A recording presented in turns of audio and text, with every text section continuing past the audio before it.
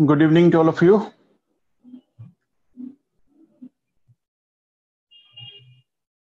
आपके camera on नहीं है या मुझे दिख नहीं रहे हैं भाई?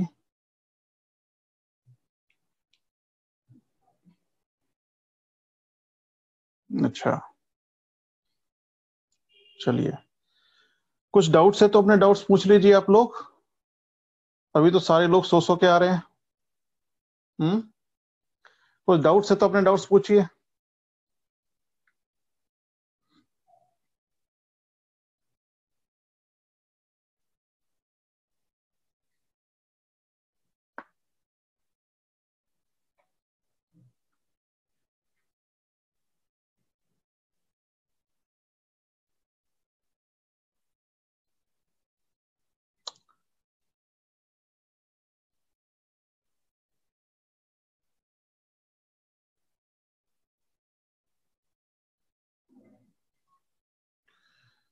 अरे भाई, दूसरे वाले पे करो मैसेज, इस पे मत करो आप।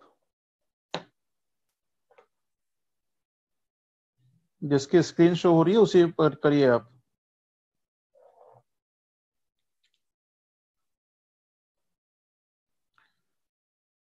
अरे भाई, इस पर मत करिए आप मैसेज, दूसरे वाले पे करिए। ये सारे मैसेज मेरे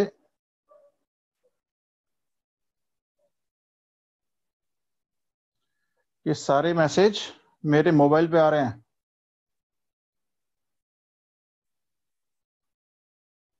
बिट्टू तिवारी वाले पे करिए। यस।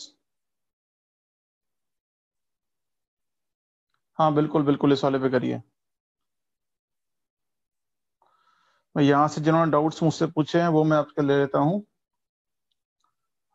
कैलिफोर्निया की धारा का कॉज एंड इफेक्ट बता दीजिए। वो तो कल मैंने कॉज तो सारी बता ही दी आपको, बात कर लेंगे अभी।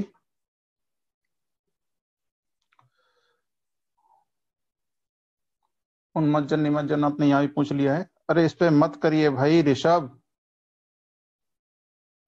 सभी लोग बिट्टू तिवारी वाले पे करिए।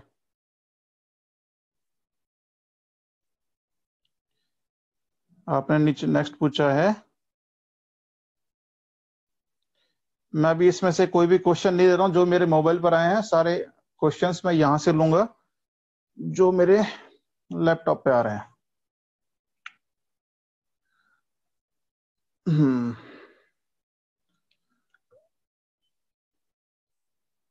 पारुल ने पूछा, मिसिसिपी के मुहाने पर मगन तक सकरा क्यों है?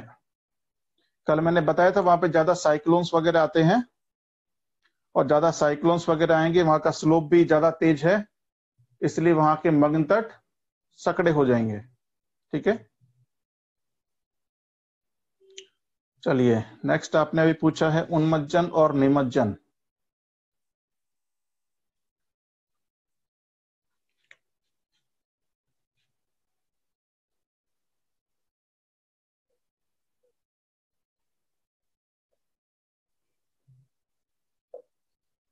उन्मज्जन और निमज्जन। एक्मेन transport.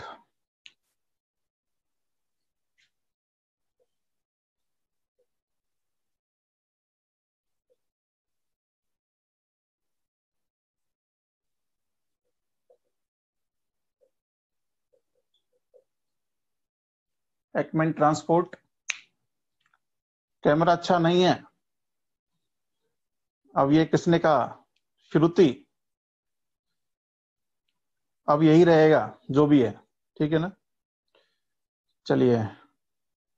North Pacific ocean current, क्या सारी पढ़ानी है? क्या सारी तो कल बताई थी आपको, ठीक है ना। नीतल उच्चावच, जो पहला टॉपिक हमने इसमें पढ़ा है, नीतल उच्चावच यानी समुद्र के अंदर कौन कौन सी चीजें मिलती हैं, मगन ढाल मिलता है, मगन तट मिलता है, एक्सेट्रा, वो सभी नीतल उच्चावच कहलाते हैं। क्या लिखा आपने नेक्स्ट? ये भी नीतल उच्चावच मनीषा पूछ रही हैं। ये सभी वही है, नीतल उच्चावच यानी ओशन रिलीफ। ठीक है। तटों की आकृति, भाई जैसे तट होंगे, भाई जैसे जैसे रोड जाएंगे वैसे वैसे तुम चलोगे ना, तो तट भी ऐसे ही करेंगे। जहां जहां तट घूमेंगे वहां वहां पर जलधाराएं भी घूमेंगी। ठीक है ना। इंडिया के वेस्ट मगन तट अधिक गहरे क्यों हैं? ये किसने कहा अधिक गहरे हैं? अधिक चौड़े हैं, गहरे क्यों हैं? गहराई तो है ही नहीं, गहराई होती तो ज्यादा चौड़े होते क्या? गहराई होने पे मगन तट ज्यादा चौड़े हो सकते हैं? नहीं हो सकते। वो तो वहीं बनेंगे ना जहां पे गहराई नहीं होगी। चलिए, उर्मिकाएं और रिपल्स क्या होते हैं? उर्मिकाएं यानी पानी के ऊपर कुछ इस तरह से पानी आपको लहर खाता हुआ चलेगा, उसे कहते हैं उर्मिकाएं। ठीक है, रिपल्स या उर्मिकाएं। इसी तरह से आपके डेजर्ट में भी उर्मिकाएं बनती हैं। ठीक है ना, अप एंड डाउन करके जब पानी चलता है उसको उर्मिकाएं कहलाता है। ऐसी उर्मिकाएं आपको डेजर्ट में भी मिलेंगी।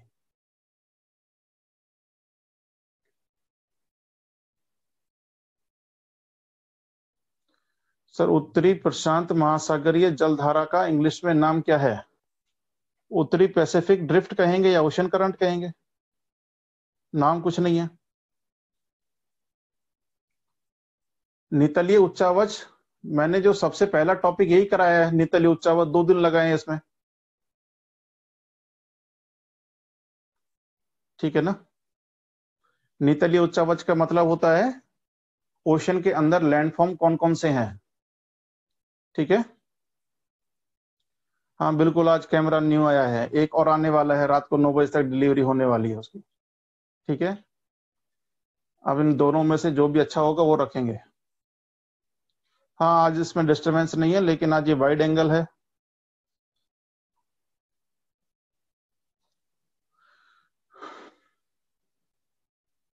एंगल बढ़ेगा क्यों भाई लोअर जाने पर? एंगल कैसे देखेंगे? एंगल तो ये होगा ना, ये एंगल है, तो ये तो कम होता जाएगा ना। एकमैन्स लॉ बताते हैं अभी। ओ या शिवों के कारण हिमपात होता है, और वहीं जो मध्य अक्षांश स्टेपी जलवायु में हिमपात होता है वो सेम है? नहीं, दोनों अलग अलग हैं। स्टेपीज तो कॉन्टिनेंट के बीच में है। अधिक तापमान होने पर भी पोल पर लवणता अधिक क्यों नहीं होती? क्योंकि बर्फ जब जमती है तो वो लवणता का त्याग करती है।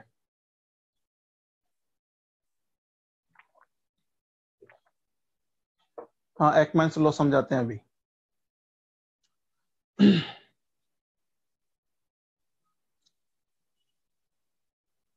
नीतल उच्चावच, अरे यार, नीतल उच्चावच वो ये है जो मैंने आपको पढ़ाए हैं, मगन तट, मगन ढाल, द्वीप, sea mount, sea canyon. Mohan पूछ रहे हैं सर, एयर प्रेशर प्रोपोर्शनल हो to gravitation force, saltness and density क्या? आगे क्वेश्चन क्या लिखा है, क्या पूछना चाहते हैं? एयर प्रेशर प्रोपोर्शनल हो तो gravitational force, saltness and density. आगे आप क्वेश्चन खा गए।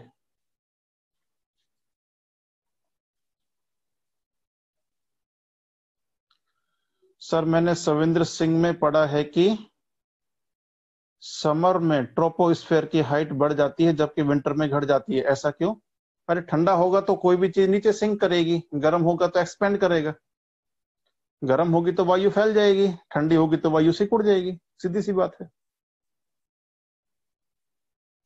नॉर्थ पैसिफिक जलधारा पछुआ पवन की दिशा में, हाँ बिल्कुल बिल्कुल। इंडिया के वेस्ट में मगन तटों का ढाल अधिक क्यों है? अजीत मीना, ढाल ज्यादा नहीं है, चौड़े हैं। ढाल तो कहां पे ज्यादा मिलेगा? बंगाली खाड़ी में मिलेगा।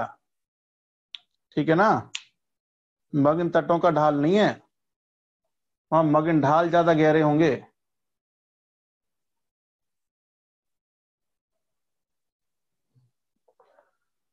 मोहर्मी या सर्ग क्या होता है?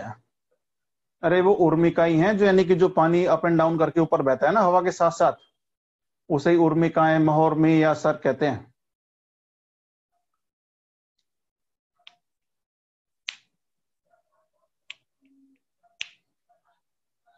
सर, कल आपने एक्सपेंस लॉ कराया था, उसमें नीचे जाने पर एंगल बढ़ेगा। अरे एंगल ये वाला होता है, अगर हवा ऐसे जा रही है तो ये ऐसे चला गया तो एंगल ये है ना, तो एंगल कम होता जाएगा हर उस पे स्टेज पे नीचे।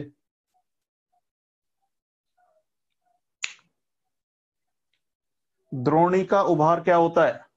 द्रोणी मतलब क्या होता है?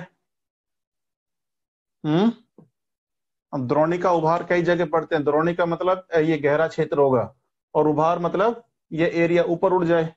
अब आइए कई जगह पढ़ते हैं हम लोग, आपने कहाँ पढ़ा है वो बताइए अब, पुष्पेंद्र। ठीक है,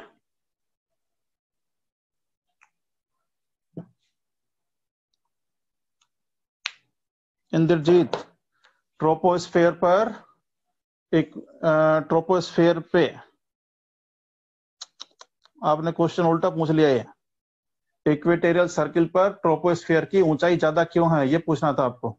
आपने क्वेश्चन क्या किया है, ट्रोपोस्फेयर पे इक्वेटोरियल सर्किल की मोटाई ज्यादा क्यों है ना? क्वेश्चन उल्टा हो गया आपका।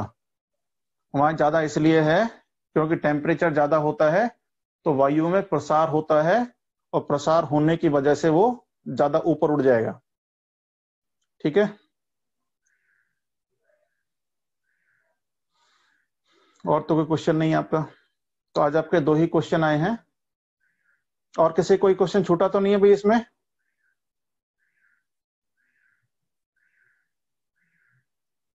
चलिए, कोई क्वेश्चन नहीं छूटा। उन्मज्जन या निमज्जन का मतलब होता है, अगर कोई लैंड पार्ट है, ये ओशन के संदर्भ में अगर नीचे धंस जाएगा तो इसे कहेंगे निमज्जन होना, और अगर ये हिस्सा ऊपर उठ गया ओशन के रिलेशन में तो इसे कहेंगे उन्मज्जन होना। ठीक है,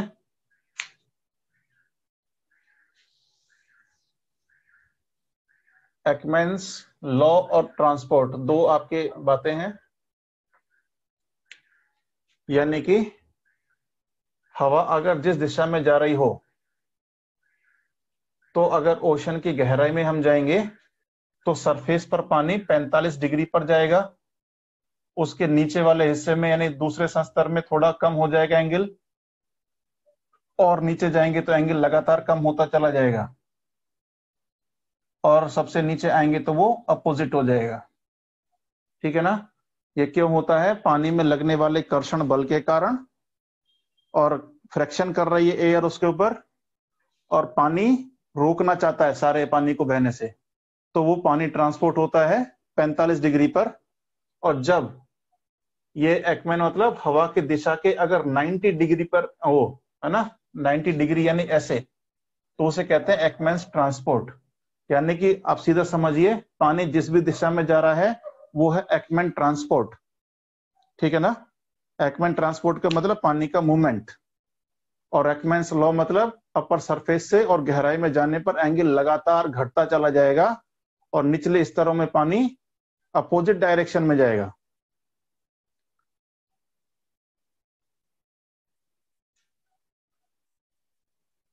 अरे 45 से कम 40 होगा, 40 से कम 35 होगा, 30 होगा, इस तरह से कम होगा। 45 डिग्री कम कैसे होगा? 45 पे तो ऊपरी सरफेस पे जाएगा, उससे कम नीचे जाएगा 40 पर, उससे कम नीचे जाएगा, फिर लास्ट में जाके अपोजिट हो जाएगा। अरे ये दिख नहीं रहा? 45 डिग्री पे हवा अगर ऐसे जा रही है तो 45 डिग्री पे ऐसे जा रही है। ठीक है ना? ये है 45 डिग्री। पोल पर कम तापमान होने पर भी सैलिनिटी ज्यादा क्यों होती है? क्योंकि बर्फ जमती है तो सैलिनिटी बाहर निकालती है। ठीक है ना? बर्फ जब जमती है तो उसमें से लवण बाहर आ जाते हैं। ठीक है, और जब तक पानी और ठंडा पानी होता है तो उसमें लवणता कम होती है, लेकिन जब बर्फ जमती है तो जो भी कुछ लवण उसके पास में वो उसका त्याग कर देती है। ठीक है, तो वहां पर लवणता बढ़ जाती है। चलिए, तो आपके सारी बातें हुई।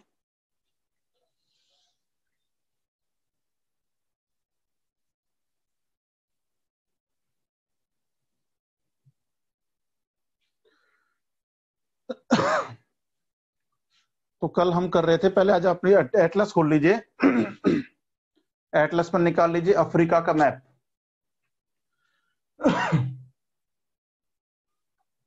अफ्रीका।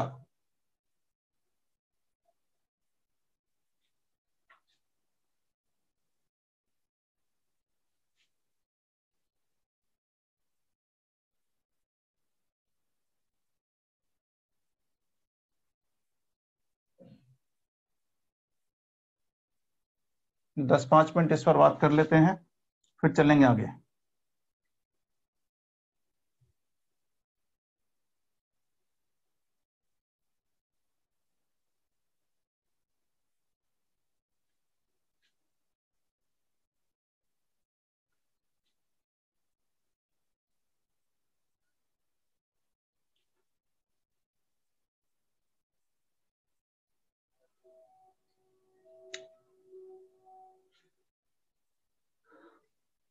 अफ्रीका। आज तो काफी बड़ा अफ्रीका दिख रहा होगा तुम्हें, दिख रहा है ना? चलिए, सबसे पहले यहां पर एक माउंटेन देखिए, नाम है एटलस। फिजिकल मैप में देखना, एटलस, एटलस माउंटेन। एटलस पर्वत।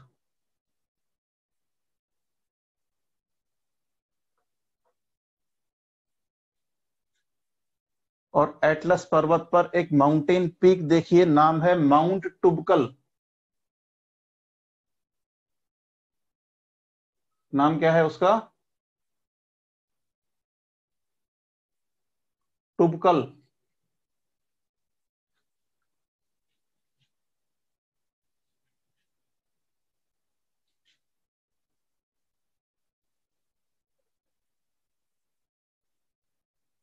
माउंट टुबकल लिखिए, highest point of Atlas mountain, Atlas पर्वतों का सबसे उच्चतम बिंदु।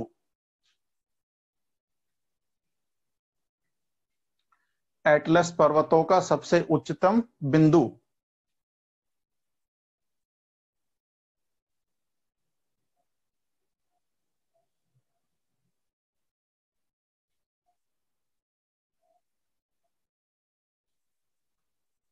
हो गया? आगे फिजिकल मैप को छोड़ दीजिए, पॉलिटिकल मैप में आइए। 3 कंट्री देखिए वहीं पर जहां पर आपने एटलस किया है, Morocco, Algeria and Tunisia. Morocco, Algeria और ट्यूनेशिया, जहां पर एटलस आपने किया है इस वाले रीजन में, मोरक्को, अल्जीरिया एंड ट्यूनेशिया, उन तीनों को कंबाइंड कर लीजिए एक सर्किल से और बाहर निकालिए और लिखिए इन्हें क्या कहते हैं? Barbie state.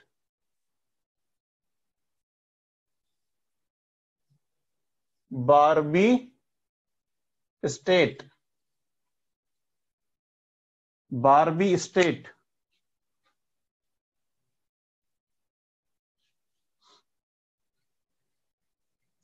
बारबी स्टेट क्या है? यहां पर जो पॉपुलेशन रहती है या फिर जो जनजाति रहती है उसका नाम है बारबेरियन। ठीक है? तो इन तीनों राज्यों में या तीनों देशों में जो जनजाति मिलती है मेजरली, उस जनजाति का नाम है बारबेरियन। इसके नाम पर इसे कहा जाता है बारबी स्टेट। ठीक है? और आपने अगर एक बारबेरियन नाम की मूवी भी है, अगर आपने वो देखी होगी तो उसमें देखा होगा कि एक एरोप्लेन में से कोक का कैन पीकर नीचे फेंकता है और इनकी एक सभा हो रही होती है सभी आदिवासियों की। वो कैन वहां पर आकर गिरता है तो सभी उसको समझते हैं कि ऊपर वाले ने हमारी सुन ली और ऊपर वाले ने आशीर्वाद के स्वरूप में हमें कैन भेजा है। ठीक है? और ये फिर उसको लेकर के उस एरोप्लेन के पीछे भागते हैं सारे। एरोप्लेन तो हवा में उड़ रहा होता है, लेकिन वो सभी उसके पीछे पीछे दौड़ते हैं कि इसमें कहीं ना कहीं हमारा ईश्वर बैठा हुआ है। ठीक है? तो बारबेरियन मूवी है, कभी देखेगा आप लोग। खैर यहाँ पर है बारबी स्टेट कहते हैं इसे, बारबेरियन नाम की जनजाति यहां पर मिलती है। क्लियर? अब यहां पर आइए, आप इस वाले लोकेशन पे आइए, इस लोकेशन पे पॉलिटिकल मैप में आना। ठीक है? यहां पर आप देखोगे ये कंट्री है मिस्र या इजिप्ट। यहां पे अगर कंट्री देखोगे आप, इजिप्ट या मिस्र,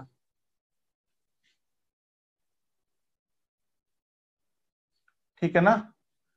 यहीं पर आप देखेंगे एक पोर्ट है, एक बंदरगाह है, नाम है काहिरो, काहिरा या काहिरो, काहिरा या काहिरो, हाईलाइट करिए, काहिरो। मिल गया क्या?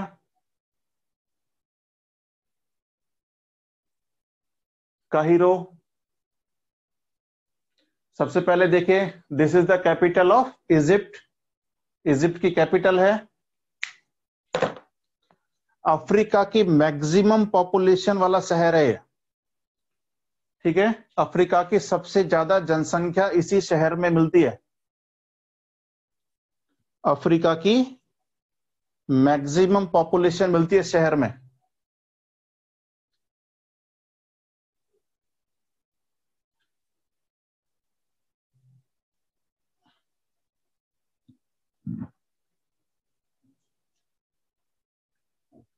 हो गया, सबसे बड़ा पॉपुलेशन वाला शहर है ये।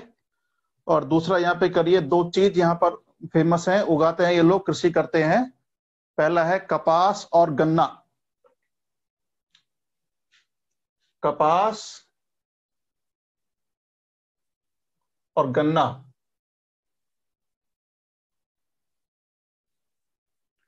दो चीजों की खेती यहां पर होती है, खासतौर से कपास और गन्ना। बात समझ में आया आपको? तो काहिरो पोर्ट से उसका एक्सपोर्ट करते हैं ये लोग, कपास और गन्ना का एक्सपोर्ट करते हैं काहिरो पोर्ट से। यहां से यूपीएससी 2015 या 16 में पीटी में एक क्वेश्चन पूछा गया था।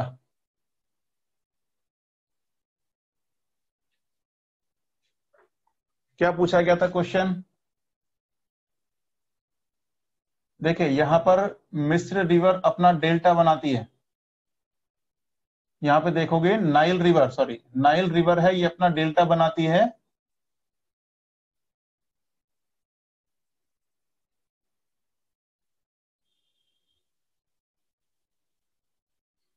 रिवर नाइल है क्या यहाँ पे?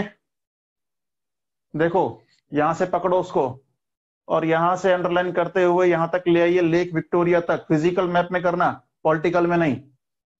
यहां से पकड़िए मिसिसिपी को, सॉरी इसको, नाइल रिवर को, और इसे हाईलाइट करते हुए ले आइए लेक विक्टोरिया तक। तो यहाँ पे ये दो पार्ट में डिवाइड हो रही होगी, एक तरफ यहाँ पे जा रही होगी और एक तरफ ऐसे आ रही होगी, व्हाइट नील एंड ब्लू नील, दोनों को हाईलाइट करिए। हाईलाइट के मतलब पेन से डार्क करिए उनको।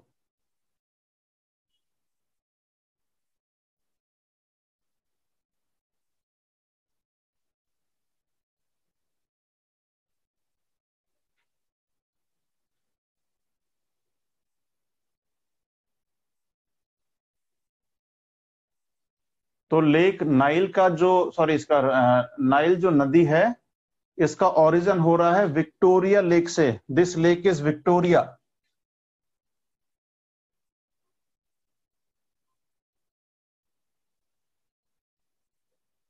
This is Victoria lake. बस समझ में आया? तो विक्टोरिया से ओरिजिन हो रहा है। विक्टोरिया लेक अफ्रीका की सबसे बड़ी लेक है, सबसे बड़ी ताजे पानी की झील।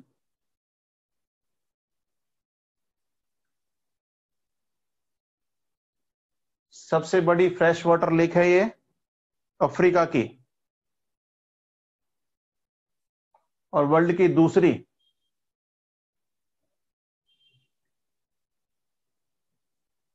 लेक विक्टोरिया सबसे बड़ी ताजे पानी की झील है अफ्रीका की।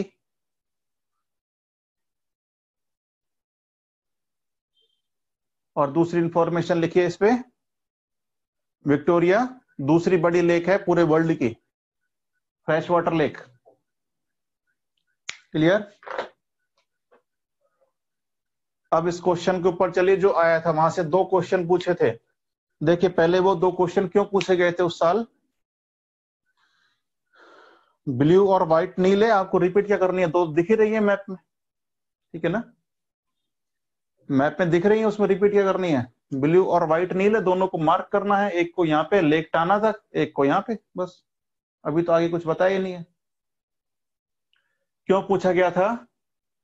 क्योंकि उस वक्त सूडान में बहुत बड़ा जन आंदोलन चल रहा था, जन विद्रोह चल रहा था उस साल, और सूडान 2 पार्ट में डिवाइड हुआ था। अभी के मैप में आप देखेंगे तो सूडान आपको 2 पार्ट में डिवाइड मिलेगा, पहले ये एक ही था, ठीक है। तो उस वक्त एक नया कंट्री बनकर के वर्ल्ड के सामने आया था, बहुत बड़े जन आंदोलन या क्रांति के बाद में ये आया था, तो पूरे वर्ल्ड को इसने इफेक्ट किया था। इस वजह से यहां पर 2 क्वेश्चन यहीं से पूछे गए थे। क्या क्वेश्चन पूछे गए थे?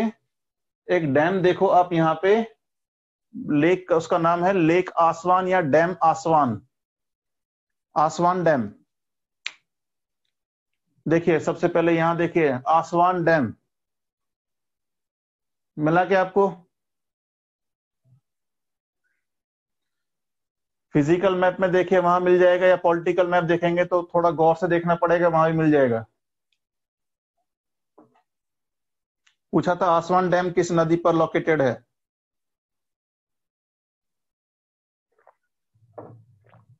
तो उसका आंसर था लेक नाइल, नील नदी पर।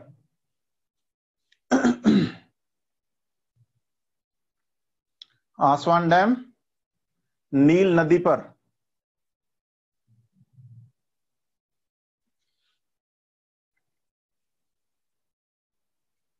हेलो जी, नमस्कार। अच्छा अच्छा अच्छा, हाँ बोलिए। नहीं, अभी मैं क्लास ले रहा हूँ, मैं आपको 9 बजे के बाद में कॉल करता हूँ, है ना? Okay okay.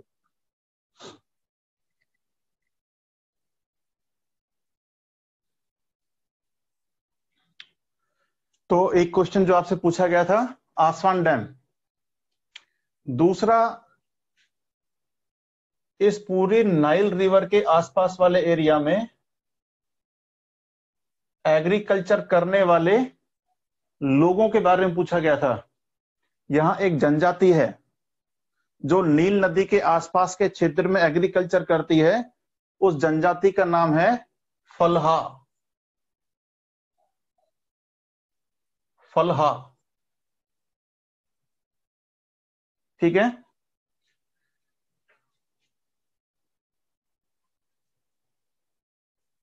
फलहा, तो फलहा जनजाति है जो आसपास के एरिया में एग्रीकल्चर करती है। तो पूछा था नील नदी क्षेत्र में कृषि करने वाली जनजाति क्या कहलाती है, ठीक है। तो फलहा जनजाति है जो यहां पर एग्रीकल्चर करती है।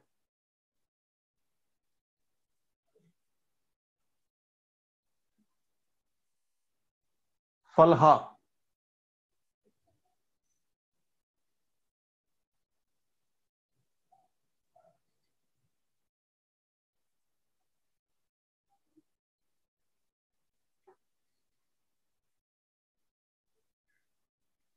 हो गया भाई?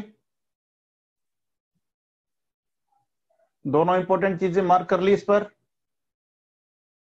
पहली आसवान डैम, और दूसरा एग्रीकल्चर करने वाली जनजाति को कहते हैं फलहा। ये दोनों उस वाले एग्जाम में कंटिन्यू पूछे गए थे, ठीक है, और दोनों ही सूडान से संबंधित हैं। तो किस तरह से एग्जाम में क्वेश्चन सेट किए जाते हैं वो अब आप पता लग रहा होगा कि वर्ल्ड में जहां कोई बड़ी घटना घटती है उस एरिया की, जैसे मान लीजिए आप लोग जब करंट अफेयर पढ़ते हैं तो करंट अफेयर में करना क्या है आपको,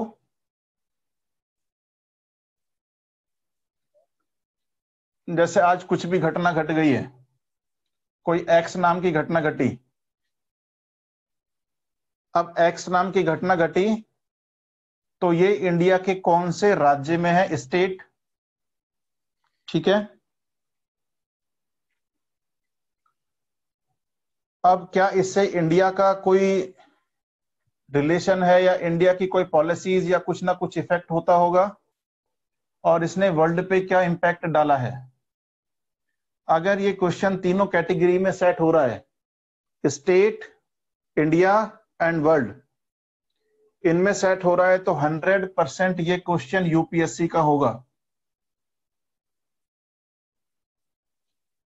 100% ये क्वेश्चन यूपीएससी का क्वेश्चन है, अगर ये तीनों क्राइटेरिया में सेट बैठ रहा है। अगर मान लीजिए इस घटना ने वर्ल्ड को इफेक्ट नहीं किया, केवल स्टेट और इंडिया को इफेक्ट किया, तो अब ये क्वेश्चन पीसीएस की पहली पसंद होगा।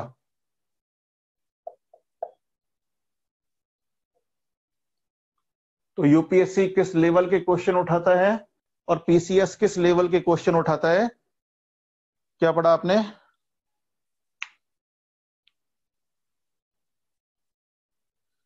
सबसे बड़ा एक्सीडेंट तो पाक ने किया है, न्यू मैप निकालकर, और उसमें इंडिया का पार्ट भी अपना बता रहा है। बताने दो, बताने से क्या होता है? हाँ, बताने से कुछ होता है? ऐसे बहुत लोग बताते रहते हैं। अब करना क्या है, मान लीजिए आज आपने घटना पढ़ी कि चाइना ने अरुणाचल प्रदेश रीजन में या हिमाचल प्रदेश में कहीं पर भी अपने ट्रूप्स वहां पर ले आया है, ठीक है, या किसी क्षेत्र पर अधिकार कर लिया है, अटैक कर दिया है, या कुछ और काम हो गया है। तो आपने घटना लिखी और इसको देखा तीनों क्राइटेरिया में सेट हो रहा है या नहीं। अब आपको क्या खोजबीन करनी है कि इस एरिया की ज्योग्राफिकल कंडीशन क्या है, क्या इस एरिया में कोई रिसोर्सेज मिलते हैं, क्या इस एरिया में कोई इंपॉर्टेंट रिवर है, कोई जनजाति है, क्या पेट्रोल निकलता है, सोना निकलता है, लोहा निकलता है, कोई वन्य जीव अभ्यारण्य है, एक्सेट्रा एक्सेट्रा। तो सबसे पहले इसका ज्योग्राफिकल आपको फीचर देखने, किस एरिया में किस तरह की रॉक है, किस तरह की यहाँ की ज्योग्राफी है, कौन से जनजाति इस एरिया में रहती है, एग्रीकल्चर कौन सी करते हैं, ये सर आपको देखना है। नेक्स्ट देखना है इसका हिस्ट्री के साथ क्या जुड़ाव है, यानी क्या इसका कोई हिस्टोरिकल बैकग्राउंड है, किस सन में इसे संविधान के अंदर एक राज्य का दर्जा दिया है, क्या इसको विशेष राज्य का दर्जा दिया हुआ है, या कोई हिस्टोरिकल एविडेंस इस एरिया में मिले हैं, ये घटना आपको देखनी है।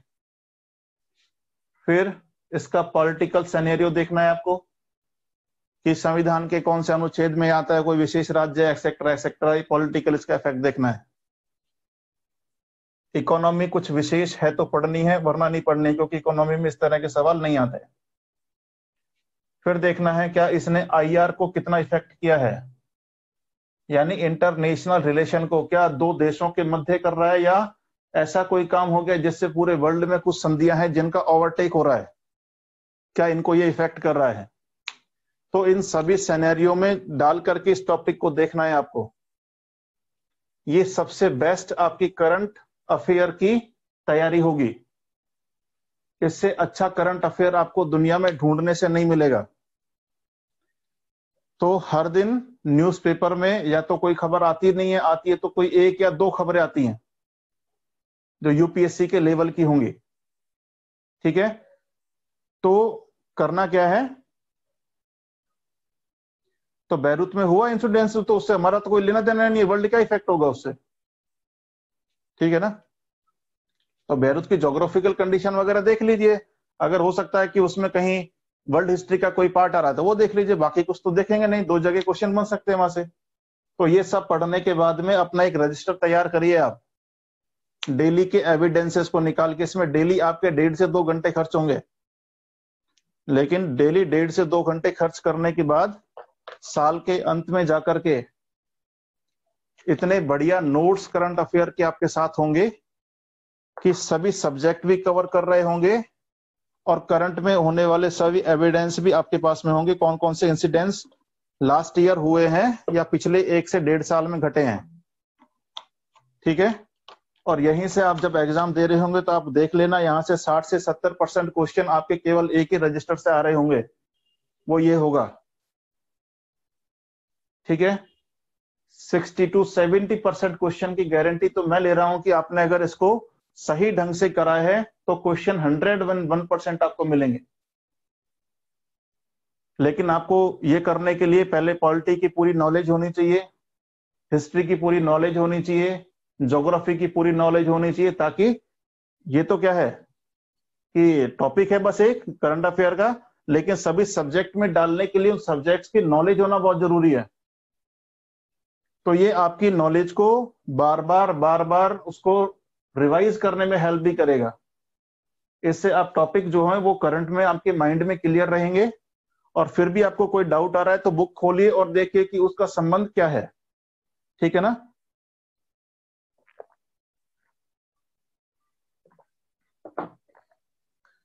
तो आप लोग ये काम कर सकते हैं जिनके पास में समय है, और जो इस साल अपना पीटी एग्जाम दे रहे हैं तो वो समय तो उनके पास है नहीं, लेकिन जिनके पास समय है वो अपना 1 से 1.5 घंटा इसमें जरूर लगाएं। चलिए,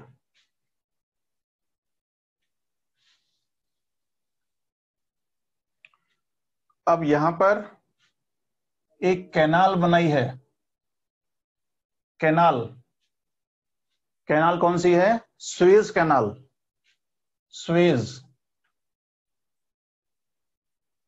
तो यहां स्वेज सिटी है ऊपर, यहीं से शुरू होती है ऊपर कैनाल। तो स्वेज कैनाल है, और ये किससे किसको जोड़ रही है? भूमध्य सागर से लाल सागर को आपस में जोड़ रही है। स्वेज नहर, स्वेज नहर भूमध्य सागर से लाल सागर को आपस में जोड़ रही है। अगर नहीं है तो आप बना लीजिए, कैनाल अगर नहीं है तो वहां पे एक लाइन डाल लीजिए और उसको लिख लीजिए स्वेज नहर। स्वेज नहर।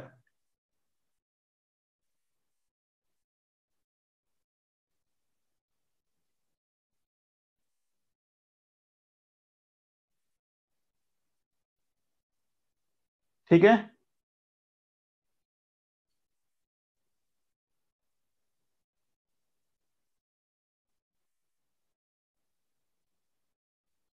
देखो, पहले बाइबल में लिखा हुआ था कि आपको इक्वेटर लाइन की तरफ नहीं जाना है। ठीक है? क्योंकि वहां पे पानी बहुत गर्म है, और पानी गर्म है तो ये आपको जला देगा। इसलिए ट्रेवलर्स आते ही नहीं थे इक्वेटर लाइन की तरफ, या खोज ही नहीं होती थी।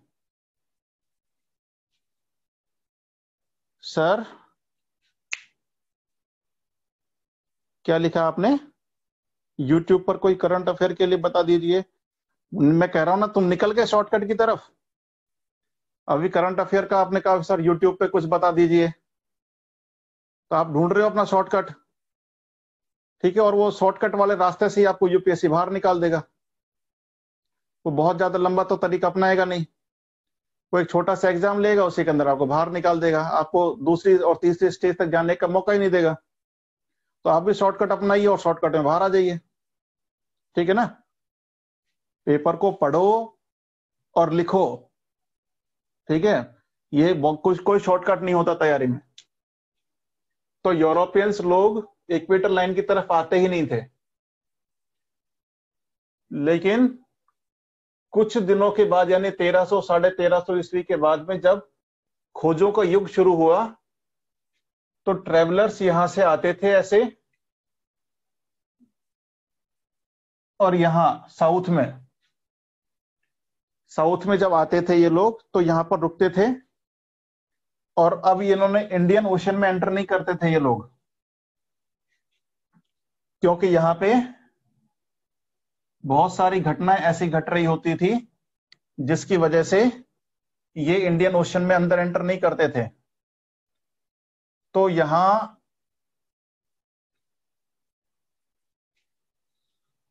ये लोग इस डायरेक्शन में इस तरह से आते थे, और कॉन्टिन्यूअस यहां से चलते हुए ये साउथ वाले पॉइंट पर आकर रुकते थे यहां। ठीक? तो यहां से जब ये वापस जाते थे तो हम लोग करते क्या है, हम लोग भी कहीं पर जाते हैं तो अपने निशाने छोड़ कर आते हैं, कुछ ना कुछ निशानियां, या तो पत्थरों के कुछ ढेर लगाया है या कुछ और, या झंडा वंडा गाड़ा है एक्सेट्रा, या दिल बनाया और तीर मारा है, करते हैं ना। तो इस तरह के ये लोग भी हरकत करते थे। लेकिन क्योंकि ये पूरा सफर बड़ा थकान वाला था और यहाँ पे तूफान वगैरह जब आते थे तो बहुत सारे लोग मर जाते थे यहाँ पे, तो उन्होंने इस पॉइंट का नाम रखा था कैप ऑफ सोरो। इसका नाम रखा था दुख का द्वीप या अंतरीप, कैप ऑफ सोरो। ढूंढू मत अभी, पहले सुनो। तो ये कैप ऑफ सोरो। लेकिन जब यहां से ट्रेवलर्स वापस गए और अपने राजा को कहानी सुनाई कि हमने वहां पर बहुत सारे अपने लोग खो दिए, हमारे सारे के सारे जहाजी बेड़े बर्बाद हो गए, तो उसने कहा कि मूर्खों, तुम अपनी अगली पीढ़ी के लिए एक नई आशा छोड़कर आए हो कि इसके आगे भी हम पूरे विश्व को ढूंढ सकते हैं। तो एक नई होप आप पूरे आने वाले ट्रेवलर्स के सामने आपने रखी है, तो उसका नाम कैप ऑफ सोरो नहीं, कैप ऑफ गुड होप होना चाहिए। तो वह तब से इसको कहने लगे कैप ऑफ गुड होप। ठीक है, तो अब देखिए कैप ऑफ गुड होप और लिखिए southern most point of the Africa. Southern most point of Africa.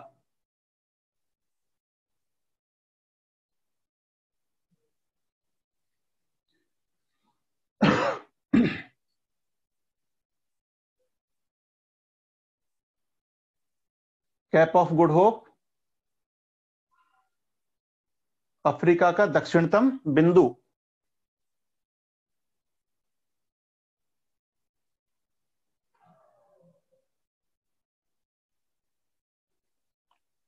ठीक है भाई, यहां पर एक चीज छूट गई अपनी।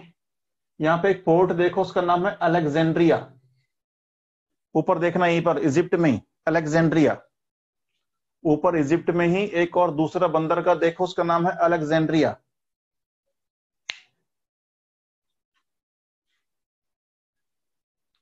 सपना कह रही है सर नहीं मिल रहा है।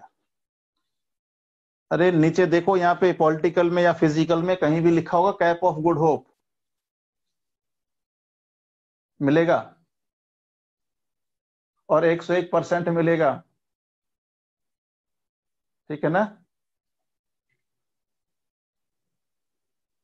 अगर मैं पाकिस्तान से नहीं मंगवाया है तो, ठीक है ना, मिलेगा।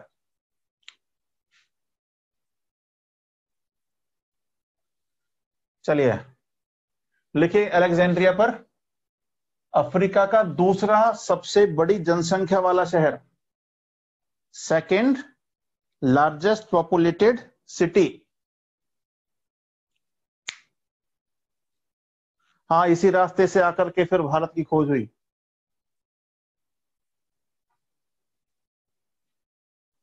दूसरी सबसे बड़ी सिटी है, दूसरी सबसे बड़ी सिटी है,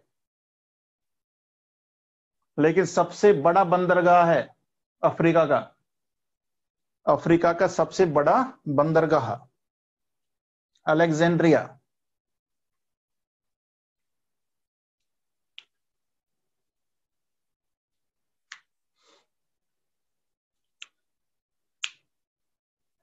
ठीक है भाई।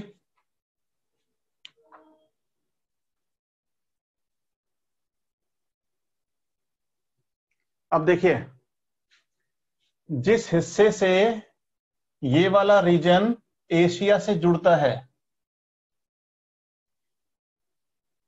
यानी अफ्रीका जिस हिस्से से जुड़ता है एशिया के साथ, उस हिस्से को कहा जाता है Sinai peninsula. SINAI, Sinai peninsula जिस हिस्से से जोड़ते हैं। तो जो हिस्सा अफ्रीका को जोड़ता है एशिया के साथ वो कहलाता है सिनाई पेनिनसुला। लिखा हुआ नहीं होगा, लिख लेना, सिनाई पेनिनसुला।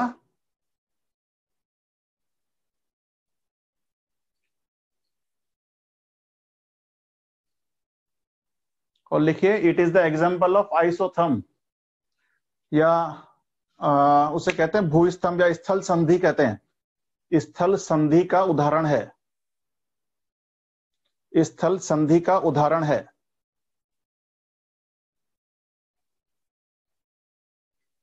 स्थल संधि का उदाहरण है।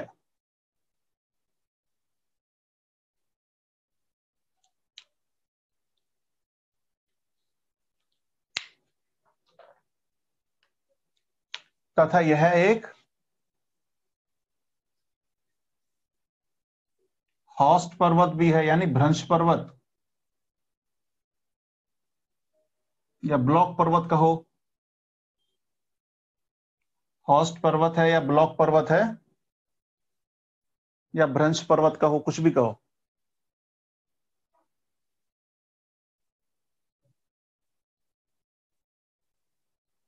ठीक है भाई, हॉस्ट पर्वत का एग्जाम्पल है या फिर एक भ्रंश पर्वत का एग्जाम्पल है या ब्लॉक पर्वत का हो, कुछ भी कहिए। ठीक है, अब पॉलिटिकल मैप में यहां से चलोगे तो एक छोटी सी कंट्री मिलेगी, जिबूती। डी से शुरू हो रही है, ध्यान रखना, जिबूती। डी से इसकी स्पेलिंग शुरू हो रही है और उसको प्रोनाउंसिएशन है जिबूती।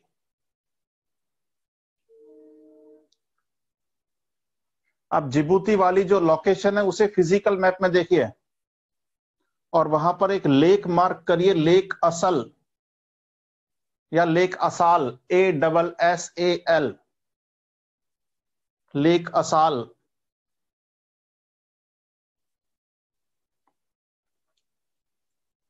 मिल गया, लेक असाल। कितना लिखा है, माइनस कितना है, गहराई क्या है,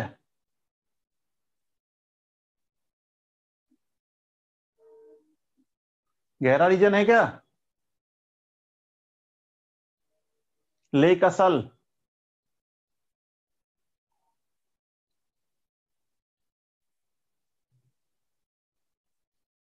लिखो, deepest point of Africa, Africa का सबसे गहरा क्षेत्र।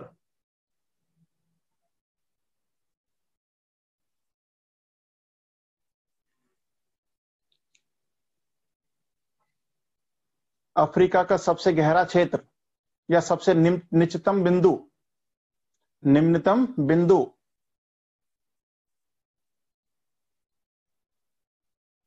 हो गया।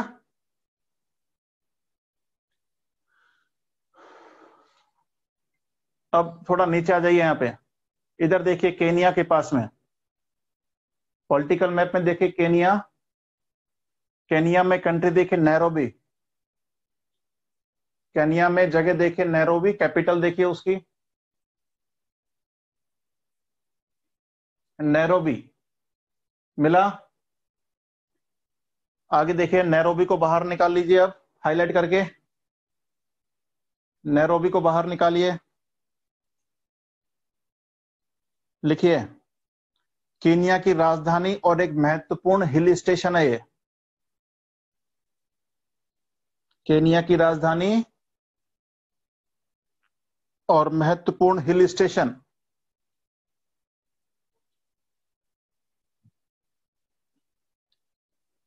महत्वपूर्ण हिल स्टेशन है।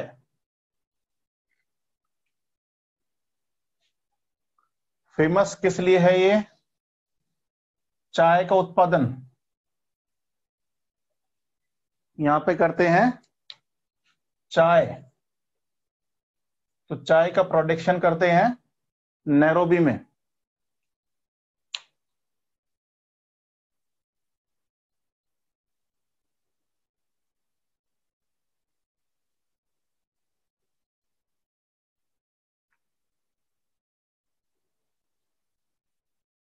ठीक है,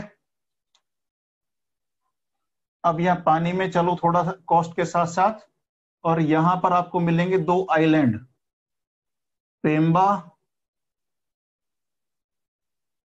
और जंजीबार।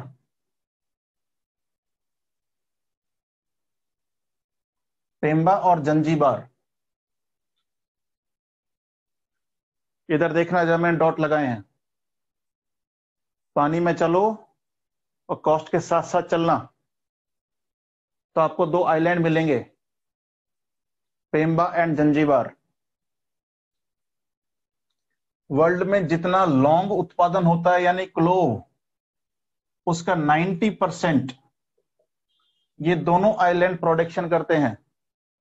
जितना भी पूरे वर्ल्ड में लौंग का उत्पादन होता है उसमें से 90% लौंग इन दोनों आइलैंड्स पर होती है, इसलिए इन्हें क्लोव आइलैंड भी कहते हैं या लौंग द्वीप कहा जाता है। तो लौंग द्वीप क्या है, कहां पर है, तो वो आप ध्यान रखिएगा, इसे लौंग द्वीप भी कहते हैं।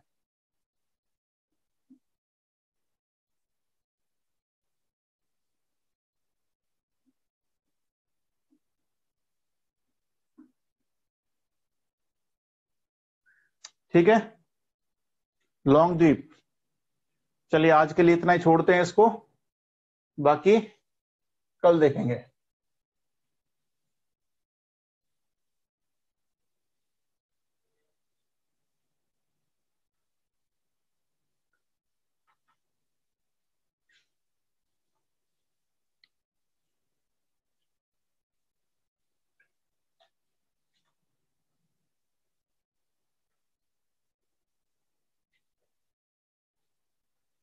भाई बोर्ड पे मेरी राइटिंग थोड़ी खराब है, आपको समझ में आ जाती है? हैं? दिखता है क्या बोर्ड आपको सही से आ जाती है?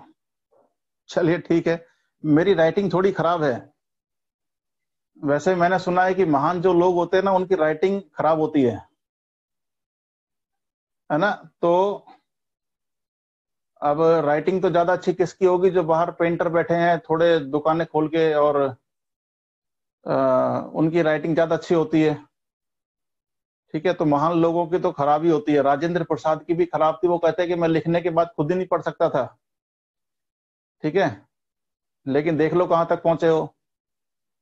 ठीक है, चलिए। हाईएस्ट पॉइंट यहां पर है अफ्रीका में, तंजानिया में। करेंगे उसको, आएंगे जब। ठीक है, चलिए। मैं भी प्रेसिडेंट बनूंगा, इस जन्म में तो नहीं बनूंगा।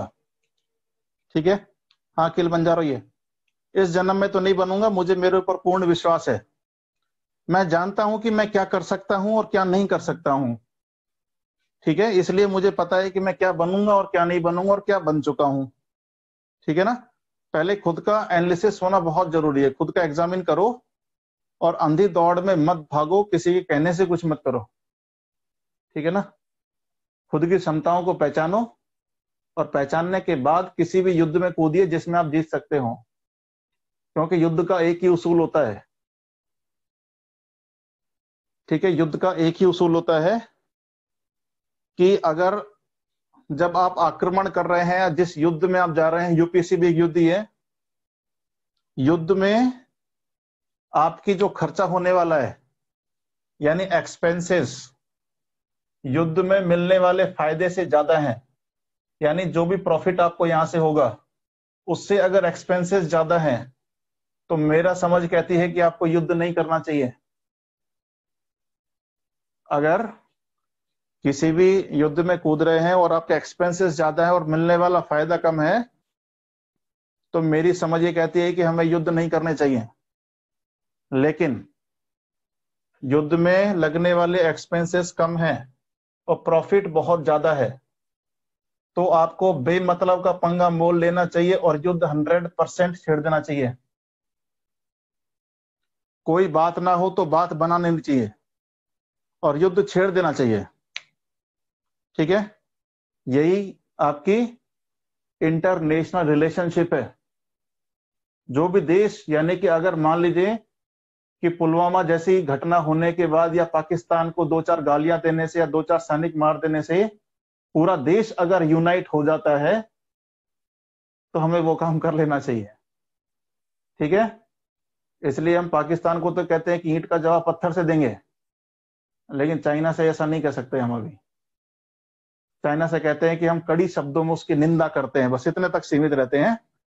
सदी हुई लैंग्वेज थोड़ा यूज करते हैं, उसके ना उसके खिलाफ हम थोड़े फूहड़ नहीं हो सकते, लेकिन पाकिस्तान को तो भिगो भिगो जूते मार सकते हैं हम, ठीक है, क्योंकि वहां से होने वाला फायदा ज्यादा है, कॉस्ट कम है, और ऐसा सभी कंट्री करते हैं, ठीक है। इसलिए चाइना कभी यूएसए के खिलाफ ज्यादा कुछ नहीं बोलेगा, लेकिन इंडिया के खिलाफ वो बोलेगा और करेगा भी, ठीक है ना। चलिए आइए, दक्षिणी प्रशांत महासागर के जलधाराएं।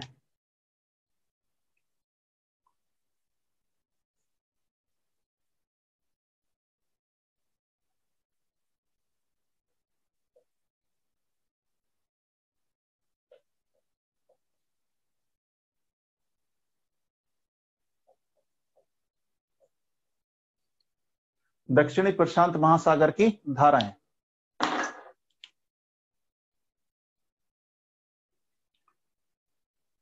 नंबर फर्स्ट, दक्षिणी विषुवत रेखीय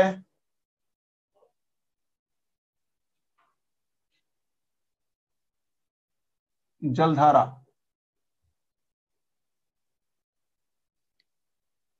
दक्षिणी विषुवत रेखीय जलधारा।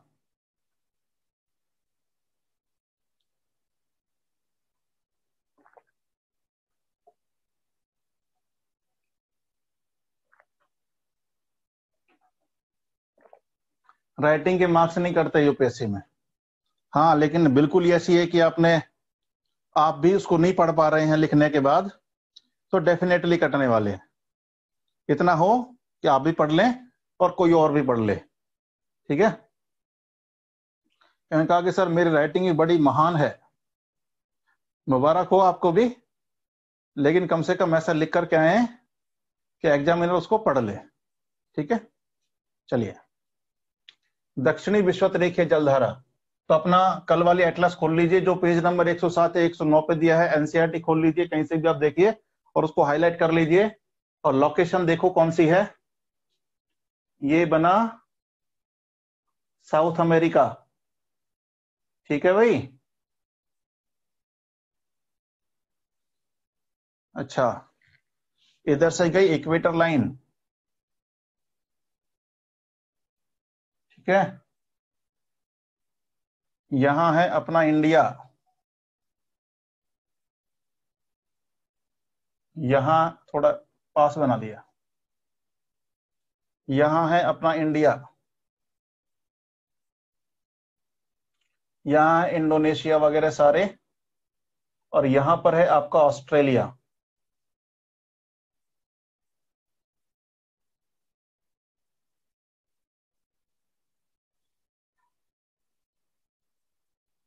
क्लियर। और यहां से जा रही है 30 डिग्री लाइन,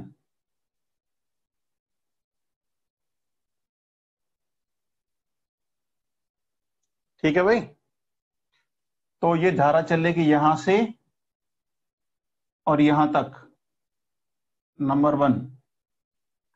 तो कौन सा है जगह, ये चलेगी पेरू की कोस्ट से, और कहां तक आएगी, यहाँ पे एक आइलैंड है काफी सारे, या आप कह सकते हैं उत्तरी ऑस्ट्रेलिया तक, ठीक है। तो अपन सिंपल भाषा में लिखते हैं उत्तरी ऑस्ट्रेलिया। तो लिखिए कहां से कहां चलेगी, पेरू के तटों से उत्तरी ऑस्ट्रेलिया तक, पेरू के तटों से उत्तरी ऑस्ट्रेलिया तक। कल वाली चीजों को संभाल के रखना अपने माइंड में, वो यहां पर भी काम आने वाली हैं, ठीक है। तो कारण में आइए, रीजंस क्या क्या होंगे। रीजंस वही होंगे जो ऊपर हुए थे, यानी ऊपर जो इक्वेटोरियल करंट थी उसके रीजन क्या क्या थे, दो ही रीजन थे। पहला था अर्थ का रोटेशन और दूसरा था ट्रेड विंड्स, क्लियर। तो दो कारण थे, दोनों यहां पर भी एप्लीकेबल होंगे, तो दोनों को लिख लीजिए।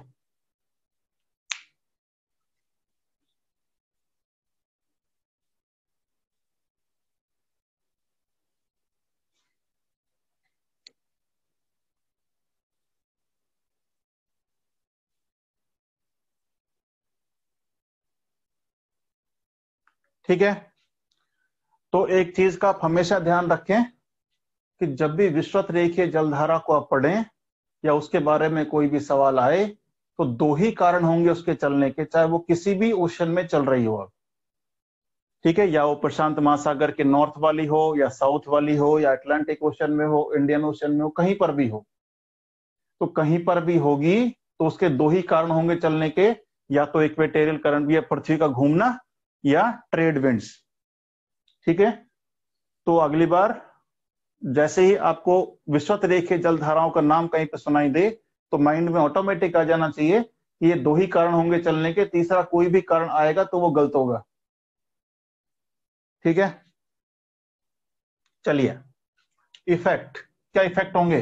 वही सारे इफेक्ट हैं जो नॉर्थ में थे। क्या थे? अब अर्थ का rotation and trade wind, no effect, कोई इफेक्ट नहीं। ठीक है, तो जितने भी विश्वत रेखीय जलधाराएं हैं उनमें कारण और प्रभाव हमेशा सेम रहेंगे। कारण और प्रभाव हमेशा सेम रहने वाले हैं। तब जब कभी भी आपको आए विश्वत रेखीय जलधाराओं के कारण या प्रभाव, तो दोनों में या तो कारण में दोनों लिखना और प्रभाव में नो इफेक्ट।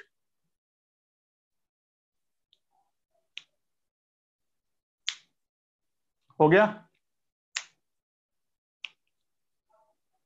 चलिए अब देखो, दूसरी करंट यहां से चलेगी ऐसे, और इसका नाम है ईस्टर्न ऑस्ट्रेलियाई करंट या पूर्वी ऑस्ट्रेलियाई करंट। नाम लिखिए दूसरा, पूर्वी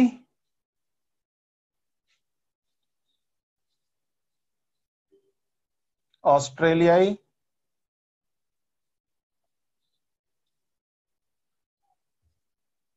जलधारा।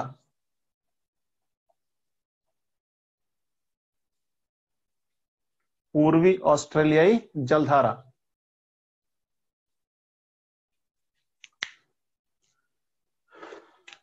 ठीक है भाई। अब कारण पढ़ने से पहले एक चीज सुनिए आप, मैंने आपको एक कंसेप्ट में ये कराया था कि जहां पर लैंड पार्ट हो वहां से पहले सेडिमेंट ओशन की तरफ खिंच के क्या बनता है? स्पिट, फिर बनता है हुक जब ये मुड़ जाएगा, और बाद में बनता है लूप अगर ये पूरी तरह से दोबारा तटों से जाके मिल जाए। पढ़ा है आपको? तो स्पिट बनेगा, हुक बनेगा और लूप बनेगा। फिर मैंने आपसे क्या कहा था कि ओशन का पानी इधर आए तो अब इसमें तीन डायरेक्शन में गति होगी, एक तो वापस जाएगा, एक इधर जाएगा और एक इधर जाएगा। तो जो पानी ऊपर जाएगा वो इसका संबंध तटों से काट देगा ऐसे, और तटों से जब संबंध काट देगा तो तटों से दूर हमें रोध या रोधिका नजर आएगी। पढ़ा है आप लोगों ने? लगाइए यहां पर उस कंसेप्ट को। जब ये तटों के साथ साथ जाएगी तो यहां पर जो रोध और रोधिका बनी है उसके क्या रीजन होंगे अब? ठीक है ना? तो इस धारा ने क्या किया? उस लूप का संबंध काट दिया तटों से। तो तटों से दूर आपको एक रीफ मिलती है या बैरियर रीफ इस पूरे एरिया में।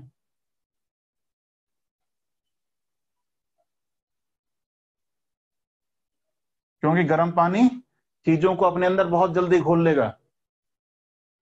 ठीक है ना? तो बैरियर रीफ बीच में से कट जाएगी और इसका संबंध तटों से हट जाएगा, और तट से दूर आपको एक दीवार नजर आएगी। विश्व की सबसे लंबी दीवार यही है जिसे कहते हैं ग्रेट बैरियर रीफ। तो ग्रेट बैरियर रीफ क्यों बनी, कैसे बनी, तट से दूर क्यों है, कौन सी चीज थी जिसने उसको तट से दूर कर दिया, आपको समझ में आ रहा होगा। अब आ जाइए इसके कारणों में, कौन कौन से कारण हैं। नंबर फर्स्ट लिखिए, ऑस्ट्रेलिया के उत्तर में गर्म जल का जमाव। ऑस्ट्रेलिया के उत्तर में गर्म जल का जमाव।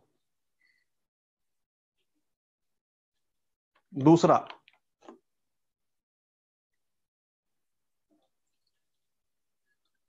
नंबर सेकंड, अब देखो भाई, यहां पे लो प्रेशर है और यहां पे हाई प्रेशर मिलेगा, मिलेगा या नहीं मिलेगा? 30 डिग्री पे लो प्रेशर मिलेगा और 60 डिग्री है तो सॉरी 30 डिग्री पे हाई प्रेशर मिलेगा, 0 डिग्री पे लो प्रेशर मिलेगा। तो लो प्रेशर मिलेगा तो पानी क्या होगा? ऊपर उठ जाएगा। ठीक है, लोकेशन तो लिख लो ना यार आप लोग, ऑस्ट्रेलिया के पूर्वी तट पर। ठीक है ना, लोकेशन में ऑस्ट्रेलिया का पूर्वी तट, तो यहां से पानी उठ जाएगा, लेकिन जब प्रेशर ज्यादा होगा वहां पानी दबेगा। जैसे ही पानी दब जाएगा वैसे ही घनत्व भी बढ़ जाएगा, सैलिनिटी भी बढ़ जाएगी। तो लिखिए दूसरा, दूसरा कारण तो लिखिए तटों की आकृति। सेकंड, तटों की आकृति।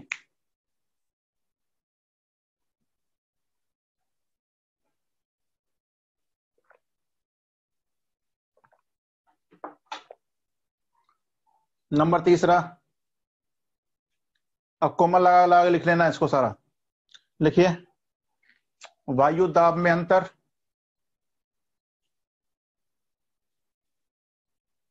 वायु दाब में अंतर, घनत्व और लवणता में अंतर।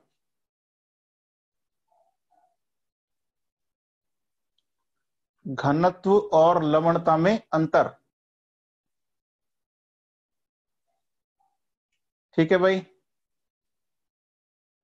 घनत्व और लवणता में अंतर। अब क्या इसमें कोरलेस फोर्स काम कर रहा है क्या? कहीं कोरलेस इफेक्ट दिख रहा है इसमें? दिख रहा है, लिखिए कोरियोलिस इफेक्ट।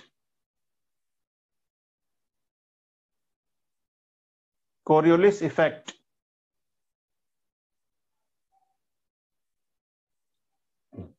बस,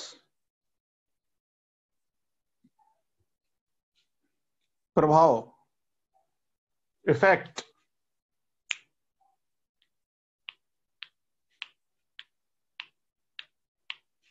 लिखिए ऑस्ट्रेलिया के पूर्वी तटों पर गर्म जलवायु पाई जाती है। ऑस्ट्रेलिया के पूर्वी तटों पर गर्म जलवायु पाई जाती है। ठीक है, और वर्षा होती है, ये भी लिख लीजिए, वर्षा होती है।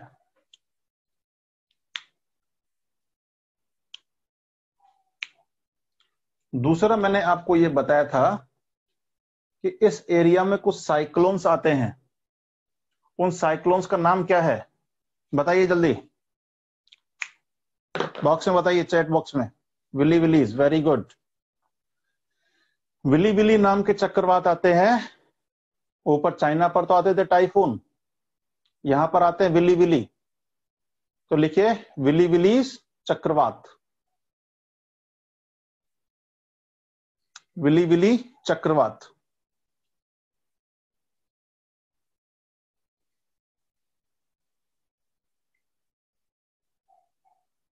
हो गया? आगे लिखिए तटों पर अपर्दन। तटों पर अपर्दन।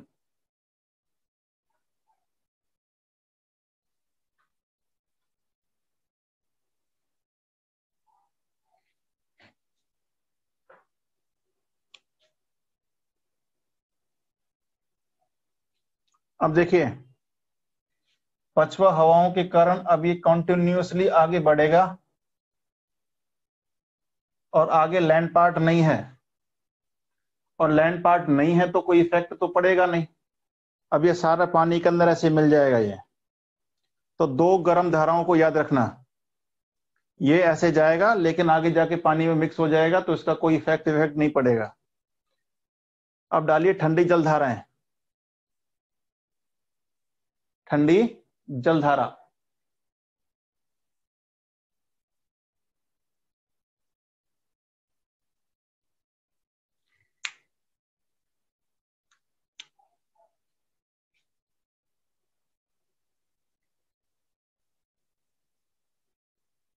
नाम लिखो, पेरू या हम्बोल्ट,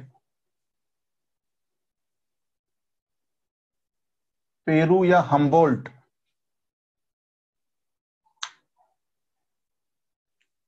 लोकेशन दक्षिण अफ्रीका का पश्चिमी, सॉरी, दक्षिण अमेरिका का पश्चिमी तट,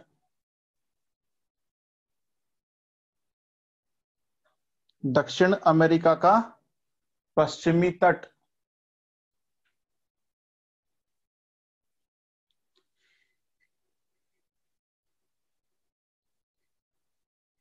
ठीक है। अब देखिए, जैसा ओरिजिन ऊपर कैलिफोर्निया करंट का हुआ था, ऐसे ही ओरिजिन इसका होगा। वहां पर भी नीचे से ऊपर पानी आया था, यहां पर भी नीचे से ऊपर पानी आएगा। तो नीचे क्या है, अपवेलिंग ऑफ कोल्ड वाटर, यानी कि ठंडे पानी का उद्वेलन होना। रीजन में लिखिए, ठंडे पानी का उद्वेलन होना।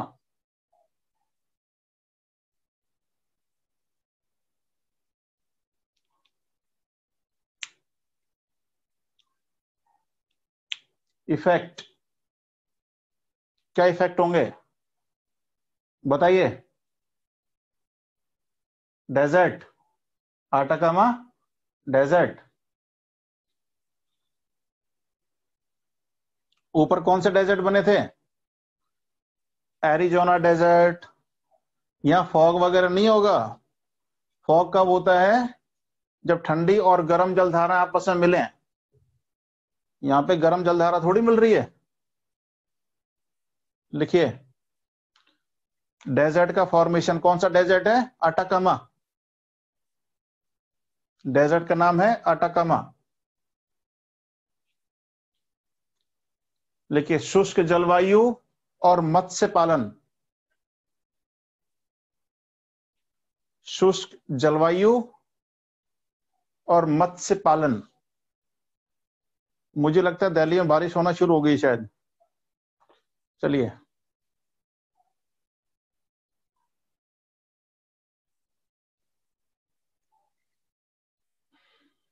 ठीक है भाई। चलिए, तो ये आपका हुआ सारा पैसिफिक ओशन। अब आइए अटलांटिक ओशन में।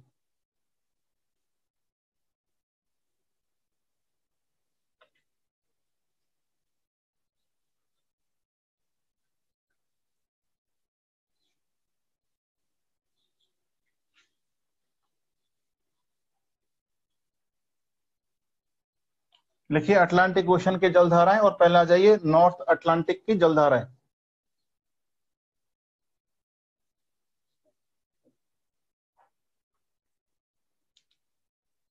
नॉर्थ अटलांटिक की जलधाराएं।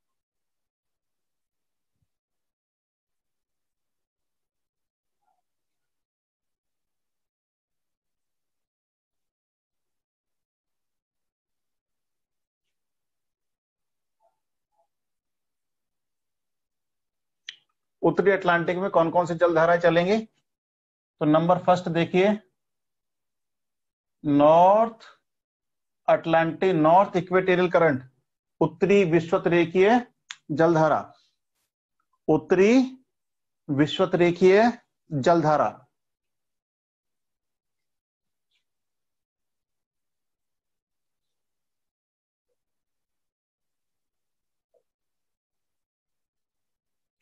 कहां से चलेगी?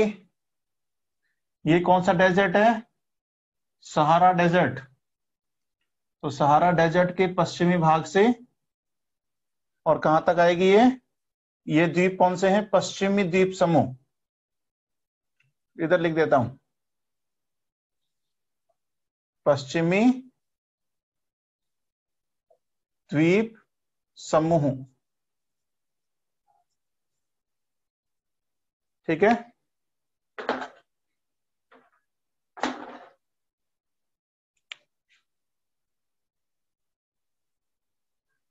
पश्चिमी द्वीप समूह। कारण और प्रभाव अब अपने आप लिखिए आप।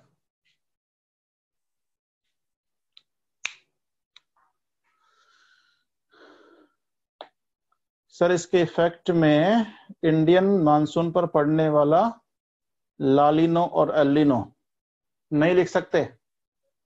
लालिनो और अलिनो क्या है वो मैंने आपको बताया था।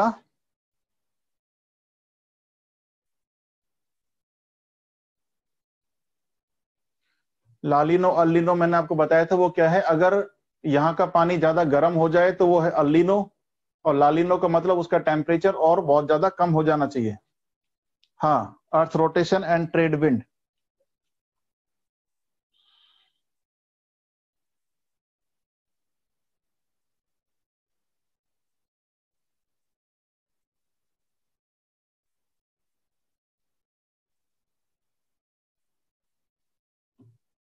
ठीक है। इफेक्ट में नो इफेक्ट,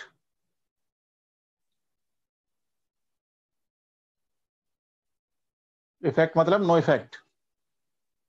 अब क्या होगा? ये पानी यहां से 2-3 धाराओं में बटकर अल्टीमेटली कहां जमा हो जाएगा? इधर इस एरिया में। इसे कहते हैं मैक्सिको गल्फ। इस गल्फ में काफी सारी रिवर्स हैं, ये अपना पानी ला करके यहाँ पे डाल रही हैं।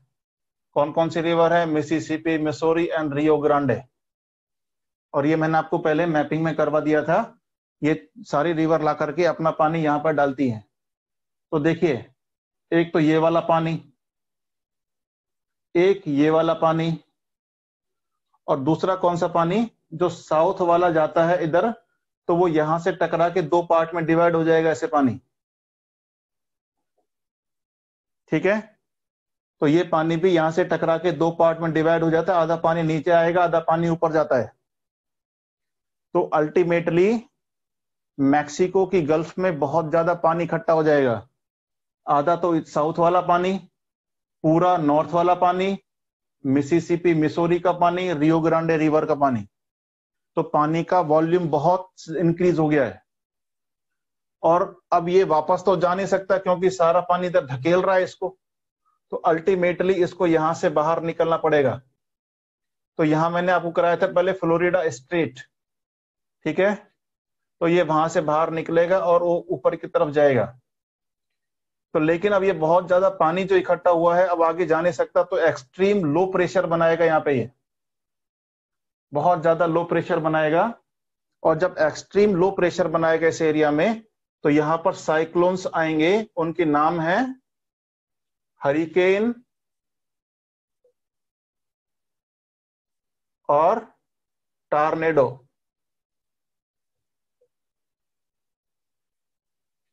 तो लिखिए, दूसरी करंट का नाम लिखिए, गल्फ स्ट्रीम।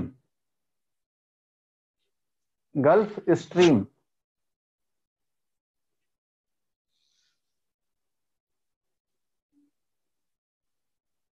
गल्फ स्ट्रीम कहां चलती है? यूएसए के पूर्वी तटों पर। यूएसए के पूर्वी तटों पर।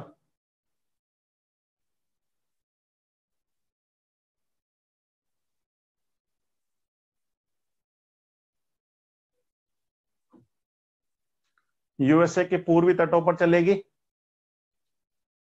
रीजन लिखिए, कारण। नंबर पहला कारण, अत्यधिक जल का जमाव, या मैक्सिको की खाड़ी में अत्यधिक जल का जमाव।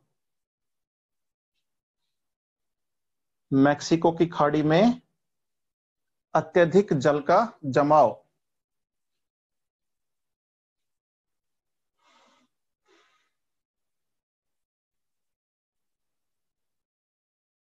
ठीक है भाई, गल्फ ऑफ मैक्सिको में अत्यधिक जल का जमाव किस किस ने किया, ब्रैकेट में लिख लीजिए।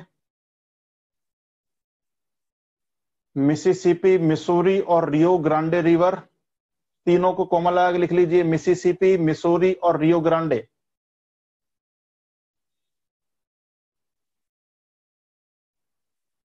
Mississippi, Missouri and Rio Grande. हो गया, लिखिए। उत्तरी विषुवतरेखीय जलधारा का जल, इसी में कंटिन्यू करिए। उत्तरी विषुवतरेखीय जलधारा का जल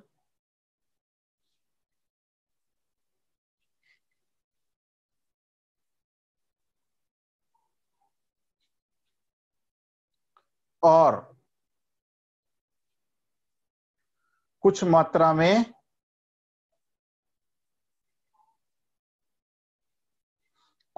में दक्षिणी विषुवतरेखीय जलधारा का जल।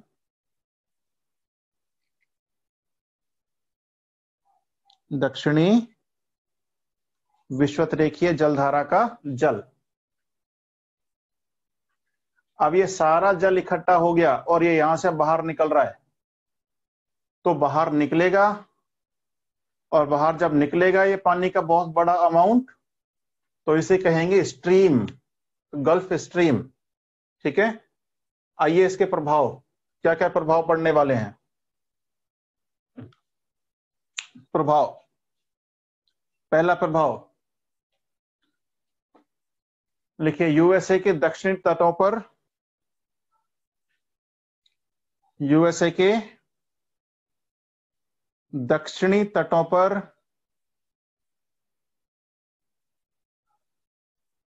उष्णकटिबंधीय चक्रवात,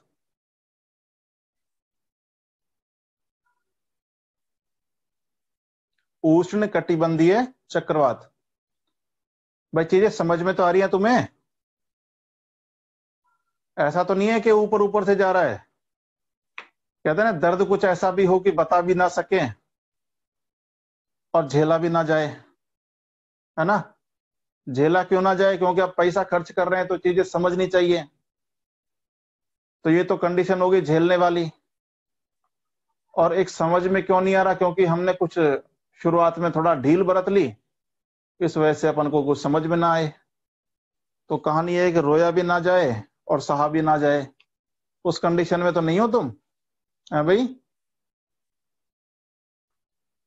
देखिए, यूपीएससी और मोहब्बत दोनों का नेचर एक जैसा होता है, ठीक है ना। इंसान मरता भी है और करता भी है, ठीक है। तो इश्क, मोहब्बत या फिर यूपीएससी, ये दोनों एक ही नेचर के हैं। इंसान डेली तिल तिल करके मरता भी है और करता भी है। तुम्हारा सिलेक्शन नहीं होगा तो अगले साल के लिए फिर तैयार होगे, ठीक है। चलिए, तो ये तो रोग है। अरे प्रियंका भी करा रहे हैं, तुम इतना टेंशन क्यों ले रहे हो? ठीक है। अब नॉर्दर्न इक्वेटर का मैं आपको नहीं बताऊंगा, क्योंकि मैंने आपको एक ही हिंट दिया था कि इक्वेटर जो भी करंट हो उनका दो ही रीजन होंगे। अब अगर तुम्हें वो दोनों रीजन अभी तक नहीं समझ में आ रहे तो फिर तुम्हें समझ में भी नहीं आएंगे। सर वाटर बहुत अधिक हो जाए तो प्रेशर इंक्रीज होगा। प्रेशर क्यों इंक्रीज होगा? पानी कहीं तो जाएगा, है भाई।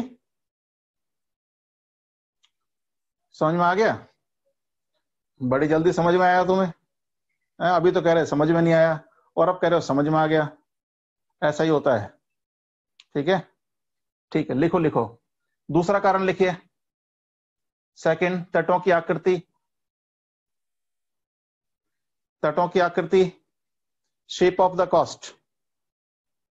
नंबर थर्ड, तीसरा कारण, पछुआ पवनों की दिशा, पछुआ पवनों की दिशा।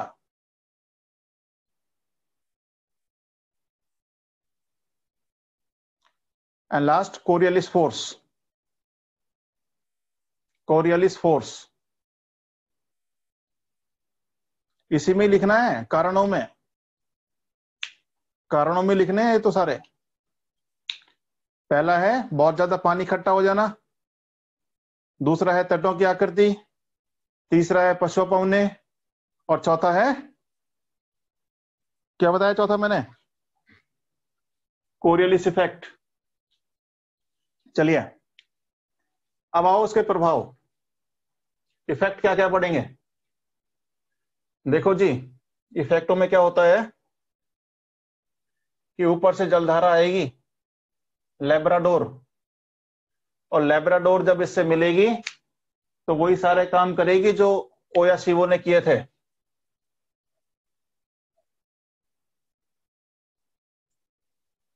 ये कौन सी है, लेब्राडोर।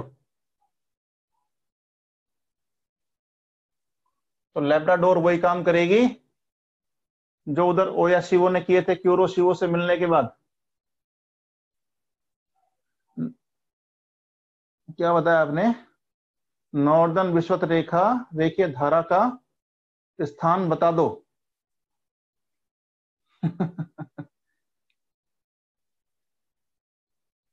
अरे नॉर्दर्न विषुवत रेखा के स्थान क्या होगा, विषुवत रेखा के समीप होगा यार।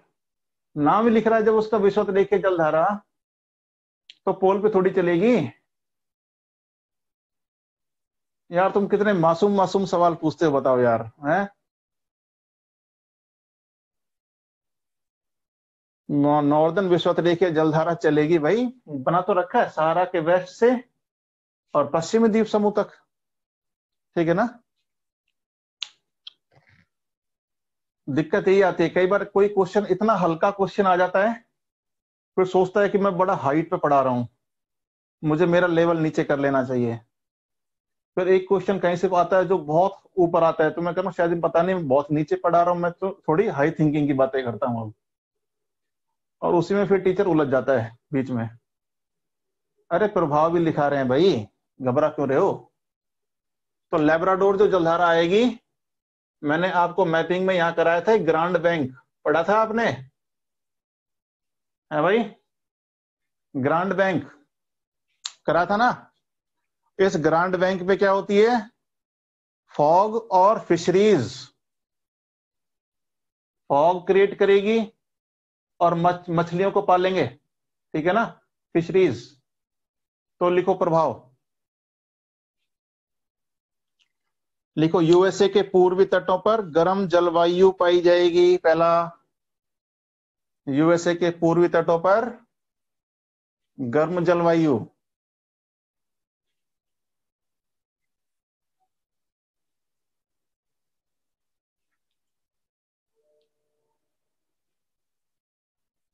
नंबर सेकंड, शायद उष्णकटिबंधीय चक्रवात आपने लिख लिए होंगे, नहीं लिखा तो लिख लो प्रभाव में।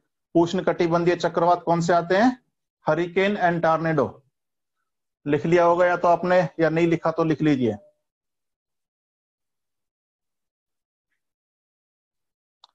तीसरा इफेक्ट, लेब्राडोर जलधारा से मिलकर, लेब्राडोर जलधारा से मिलकर कौन सी जगह है, ग्रांड बैंक, ग्रांड बैंक के समीप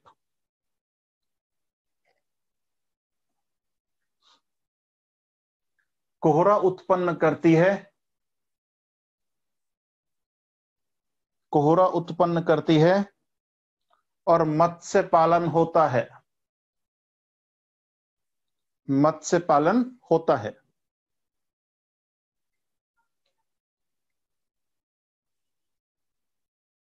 ठीक है भाई। अच्छा, यहीं पर आप एक बात समझ लीजिए। अब देखिए, यहां पे गर्म जितना पानी होगा, पानी फैलेगा इक्वेटर एरिया में, और फैलेगा तो वो मूवमेंट किधर करेगा? पोल की तरफ करेगा, ठीक है ना। अब गर्म पानी के अंदर, क्योंकि वो फैल रहा है, यहां से एक्सपेंशन हो रहा पानी का, और उसका मूवमेंट हो रहा है पोल की तरफ, तो गर्म पानी में लवणता ज्यादा मिलती है, सैलिनिटी, और इस पानी का टेम्परेचर भी ज्यादा है। और जैसे जैसे ये ऊपर जा रहा है, सैलिनिटी को कहां फैला रहा है? ऊपर वाले एरिया में।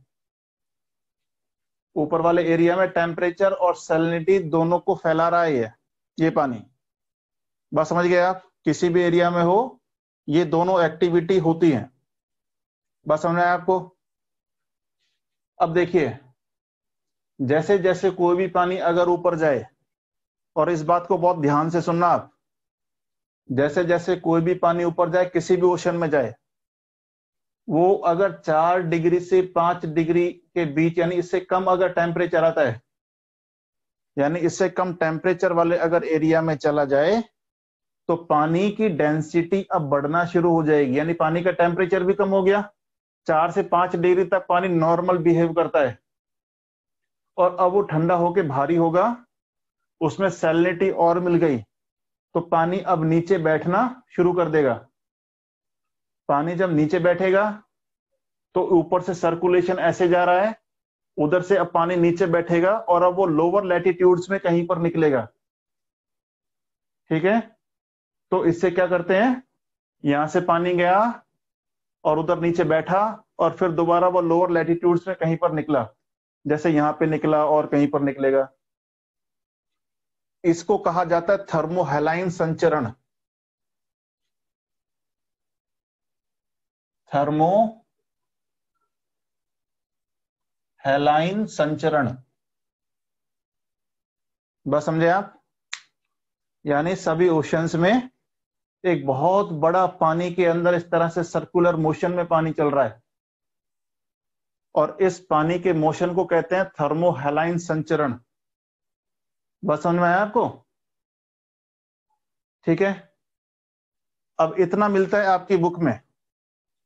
अभी रिसेंट न्यूज में ये आया है, अभी डाउन टू अर्थ जो मैगजीन है उसके अंदर अभी इसका कंसेप्ट आया। क्या कंसेप्ट आया? कि थर्मोहैलाइन संचरण धीरे धीरे, यानी कि कमजोर पड़ रहा है, ये कमजोर पड़ रहा है। तो सबसे पहले इसके कारण ढूंढिए कि ये क्यों कमजोर पड़ रहा है। नंबर सेकंड, क्या इसका संबंध इंडियन ओशन में आने वाले चक्रवातों से है या नहीं? ठीक है। तो जलवायु परिवर्तन किस प्रकार थर्मोहैलाइन संचरण को कम कर देता है, और किस प्रकार ये हमारे इंडियन ओशन में आने वाले चक्रवातों को प्रभावित करता है। ये बहुत इंपॉर्टेंट क्वेश्चन मैं आपको बता रहा हूं, ठीक है। इसे नोट कर लीजिए आप लोग। लिखिए,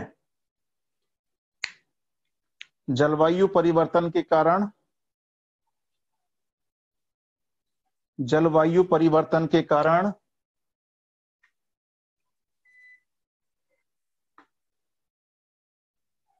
समुद्रों में होने वाला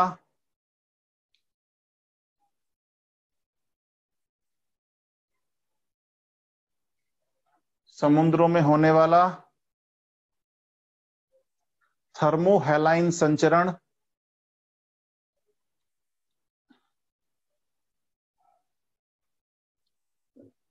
समुद्रों में होने वाला थर्मोहैलाइन संचरण किस प्रकार कमजोर हो रहा है।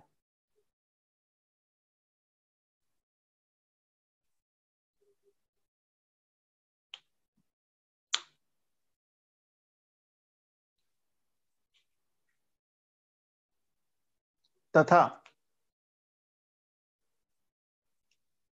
तथा इसके कमजोर होने से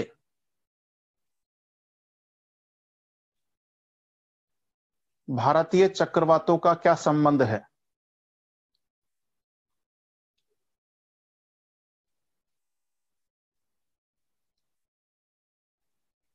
भारतीय चक्रवातों का क्या संबंध है?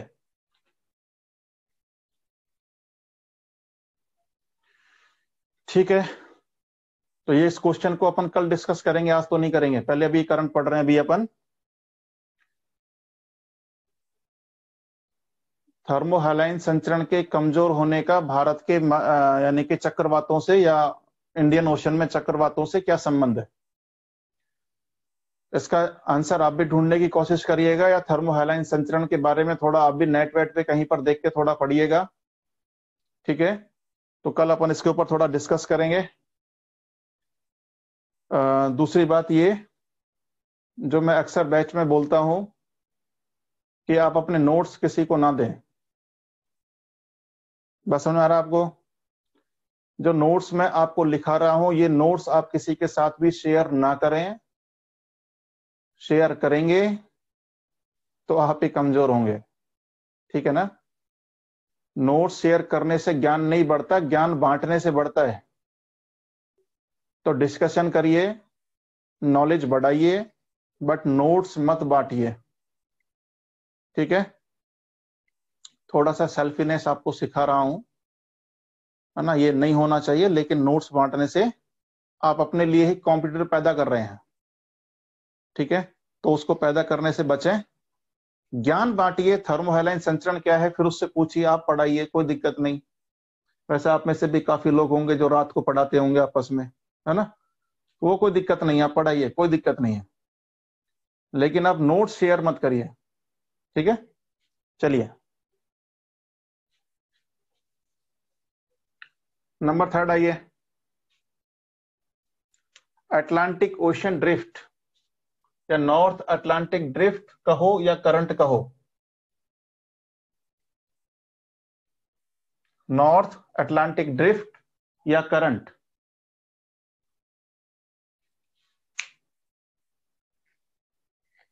नॉर्थ अटलांटिक ड्रिफ्ट या करंट, कहां से कहां चलेगी? ये चलेगी ग्रांड बैंक से और वेस्टर्न यूरोप तक। ग्रांड बैंक से चली और वेस्टर्न यूरोप तक चलती है।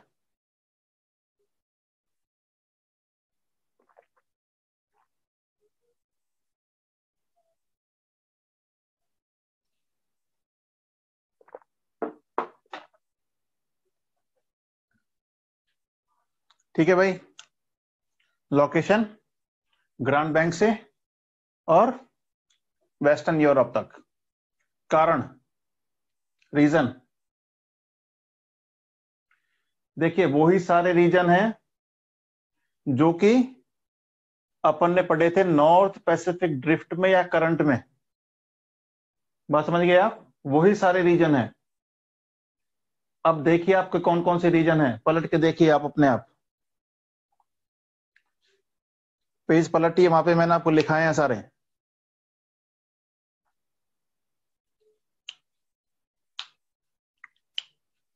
फर्स्ट रीजन वेस्टर्ली विंड की डायरेक्शन, दूसरा कोरियलिस फोर्स, तीसरा एकमैन्स लॉ। लिखा है क्या?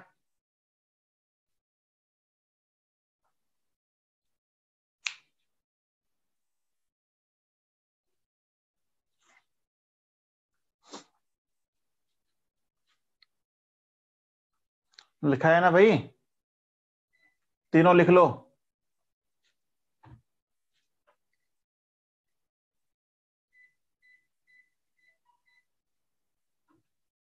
तीनों लिख लीजिए। Centrifugal force, sorry centrifugal, Coriolis force, Coriolis force, westerly wind की डायरेक्शन और एकमैन्स लॉ। इफेक्ट, इफेक्ट में आओ। पहला इफेक्ट क्या होगा? पश्चिमी यूरोप के पास में पूरा क्या फैल जाएगा? गर्म पानी फैल जाएगा। गर्म पानी फैल जाएगा तो यहाँ की क्लाइमेट मॉडरेट क्लाइमेट हो जाएगी, बहुत ज्यादा हराश क्लाइमेट नहीं होगी, या बहुत ज्यादा कठोर शीत ऋतु नहीं होगी यहाँ पर। तो यहाँ पे गर्म क्लाइमेट मिलेगी। लिखिए, पश्चिमी यूरोप के तटों पर, पश्चिमी यूरोप के तटों पर, हेलो सर, नमस्कार नमस्कार, क्या हाल है? हाँ सर, मैं एकदम ठीक हूँ सर। मैं आपको 9 बजे के बाद में कॉल करता हूँ, मैं क्लास ले रहा हूँ सर अभी, है ना? ओके सर, ओके ओके जी। लिखिए, पश्चिमी यूरोप के तटों पर गर्म जलवायु पाई जाती है, गर्म जलवायु पाई जाती है। नंबर सेकंड, जब गर्म जलवायु मिलेगी तो सर्दियों में लोग तटों की ओर क्या करेंगे? माइग्रेशन करेंगे, तटों की ओर माइग्रेशन। लिखिए, शीतकाल में तटों की ओर प्रवास, शीतकाल में तटों की ओर प्रवास।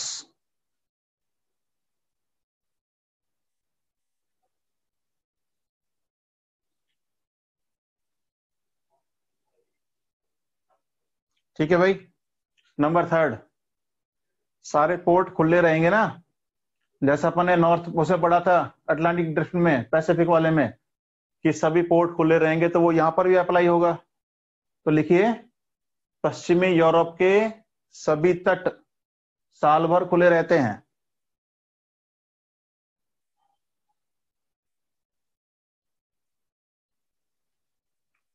पश्चिमी यूरोप के सभी तट साल भर खुले रहते हैं। तो आप समझ में आया कि यहाँ की नेवियल पावर इतनी खतरनाक क्यों थी? नेवियल पावर, क्योंकि इनके पास पोर्ट खुला हुआ है, ठीक है।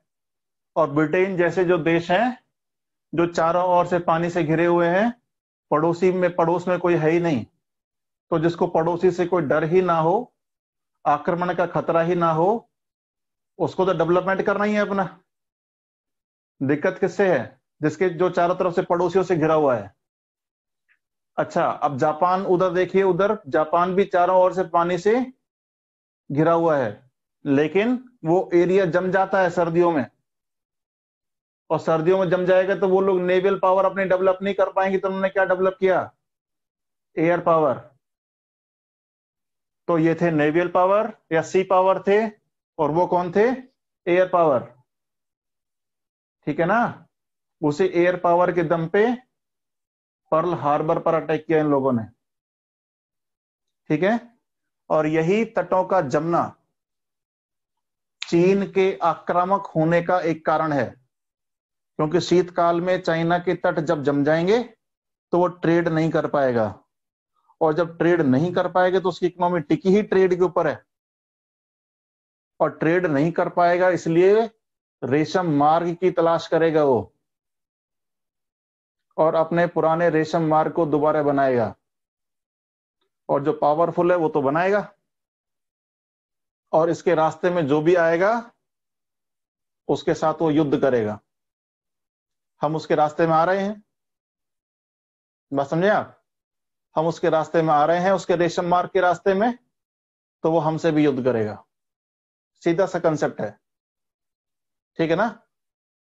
क्योंकि मैंने आपको बताया था कि अगर युद्ध में लगने वाली लागत ज्यादा है और प्रॉफिट आपका कम है तो युद्ध मत करो। जैसा हम चला के चाइना पर कभी अटैक नहीं करेंगे, लेकिन अगर युद्ध से होने वाला प्रॉफिट बहुत ज्यादा हो और लागत कम हो तो आपको युद्ध कर देना चाहिए, जैसे हम पाकिस्तान के साथ कभी भी कर लेते हैं, है ना। चलिए, तो भाई पानी पहुंच गया यहाँ पे। अब लिखो इसका एक और प्रभाव, एक और इफेक्ट। देखो, यहां से एक जलधारा आती है ठंडी, इसका नाम है ग्रीनलैंड करंट, और ग्रीनलैंड करंट से ही गर्म पानी यहां पर मिलेगा। तो यहां पर भी वो सारी एक्टिविटी होंगी जो यहां पर होती है, फॉग एंड फिशरीज। इस एरिया का नाम है डागर बैंक, डागर बैंक, ठीक है, ब्रिटेन के पास में है। तो डागर बैंक है, ब्रिटेन के पास है, ब्रिटेन की ईस्ट में पड़ती है। उस एरिया में डागर बैंक आपको मैप में नहीं मिलेगी, वहां पे मत ढूंढना। तो डागर बैंक आपको ब्रिटेन के ईस्ट में है, जहां पर ग्रीनलैंड करंट के साथ ये मिलती है। तो एक और इफेक्ट लिखिए, ग्रीनलैंड की ठंडी जलधारा के साथ मिलकर, ग्रीनलैंड की ठंडी जलधारा के साथ मिलकर डागर बैंक पर कोहरा और मत्स्य उत्पादन, कोहरा व मत्स्य उत्पादन,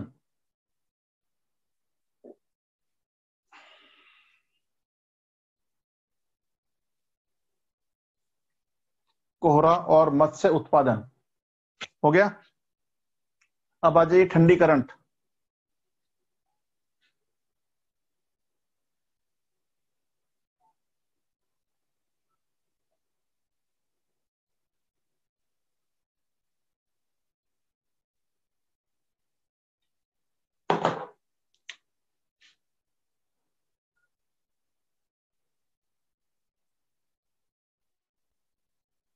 लिखिए नंबर 1, लेब्राडोर,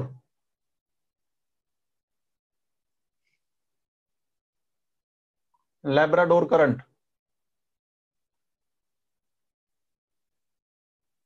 लोकेशन लिखिए,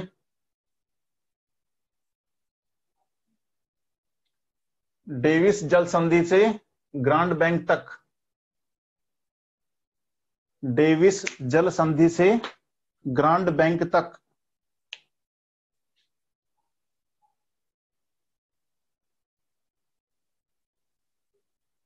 कारण,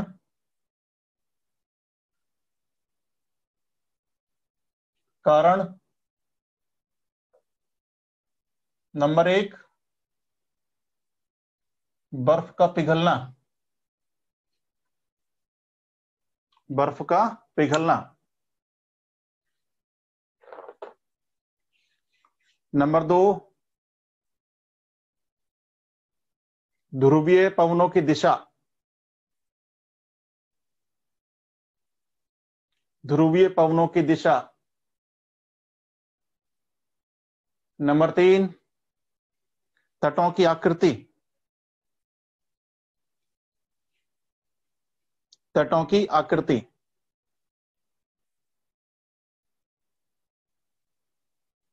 आ जाइए इफेक्ट में, इफेक्ट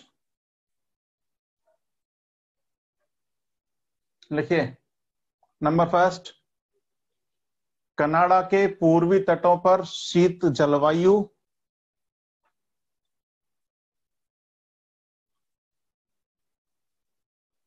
कनाडा के पूर्वी तटों पर शीत जलवायु व हिमपात, व हिमपात।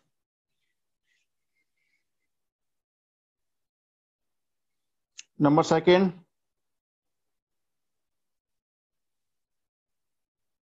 ग्रांड बैंक पर कोहरा और मत्स्य उत्पादन,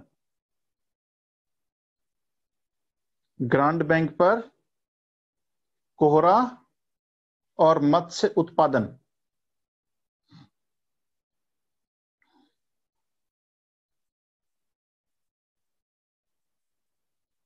कंसेप्ट क्लियर है यहां तक? जल्दी से एक और करंट डाल लीजिए, ग्रीनलैंड करंट, ग्रीनलैंड जलधारा।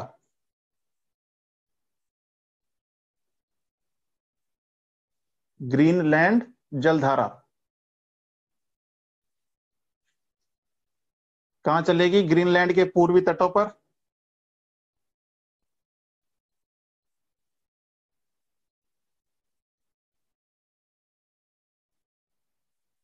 ग्रीनलैंड के पूर्वी तटों पर।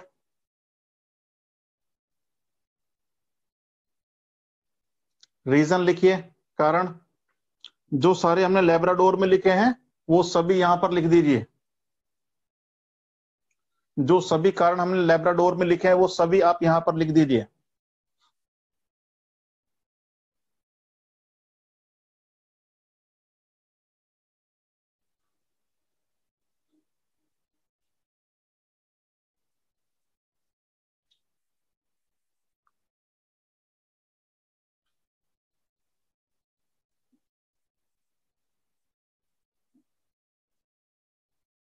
लेब्राडोर में वो, सॉरी, इसमें जो कारण हमने लेब्राडोर में लिखे हैं ये सारे यहां पर आ जाएंगे। प्रभाव में आइए, ग्रीनलैंड के पूर्वी तटों पर हिमपात और शीत जलवायु।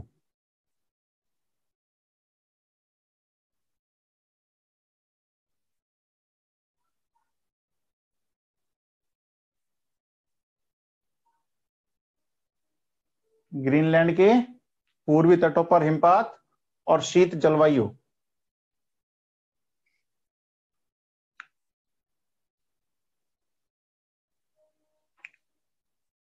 एक और लिखिए, डागर बैंक पर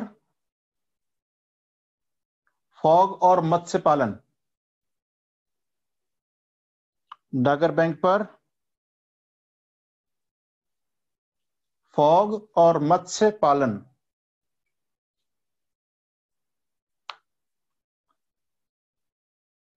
कौन सी वार्म करंट दिखा रहा है?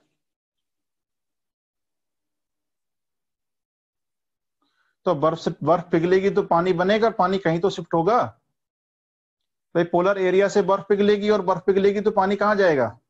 पोल के ऊपर कहीं तो जाएगा। पोल से ऊपर जहां पर फिसलेगा तो नीचे निम्न अक्षांशों में आएगा भाई। बॉल के ऊपर पानी डालोगे तो बॉल से पानी कहाँ जाएगा? चारों तरफ कहीं भी जाए तो नीचे जाएगा। अरे ग्रीनलैंड कहां से वार्म करंट दिखा देगा? कोल्ड करंट है, ठीक है ना, वार्म करंट नहीं है। पोल पे वार्म करंट आएगी क्या? चलिए नंबर 3 डालिए, बेगुला करंट। बेगुला,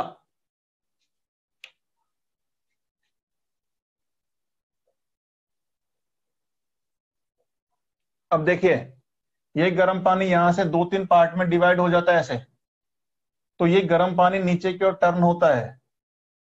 तो गर्म पानी जब नीचे टर्न होगा तो इसका कुछ पार्ट गर्म करंट है, लेकिन बाद में ये ठंडी करंट में कन्वर्ट हो जाता है, ठीक है। तो ये पानी 2-3 पार्ट में डिवाइड हो जाएगा ऊपर, और जो पार्ट साउथ की तरफ टर्न होगा तो वही पानी है, लेकिन कुछ यहां से पानी का उद्वेलन भी होगा। तो ये यहां पर आकर के ये बेगुला यहाँ इस वाले एरिया में आके ठंडी हो जाएगी। तो ऊपर गर्म है, नीचे ठंडी है।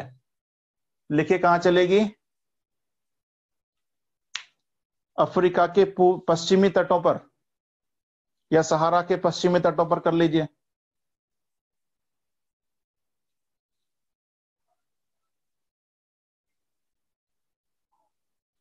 सहारा के पश्चिमी तटों पर। कारण, कारण लिखिए, ठंडे जल का उद्वेलन होना।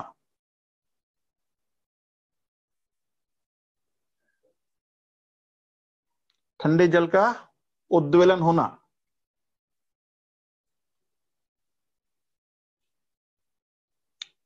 ठंडे जल का उद्वेलन होना।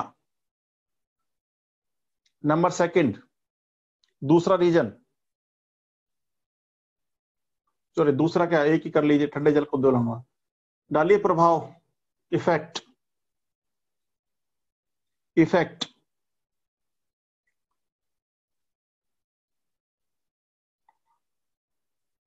अच्छा कनारी है, हाँ बेगुला तो इधर चलेगी यार। ये कनारी करो उसको, ये बेगुला नीचे आएगी। बेगुला यहाँ पे है, कनारी करो इसका नाम, ठीक है ना।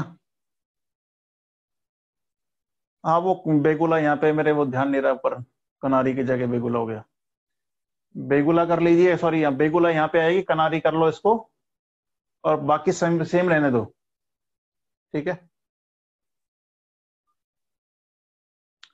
लिखिए इफेक्ट में, सहारा डेजर्ट का निर्माण। सहारा डेजर्ट का निर्माण।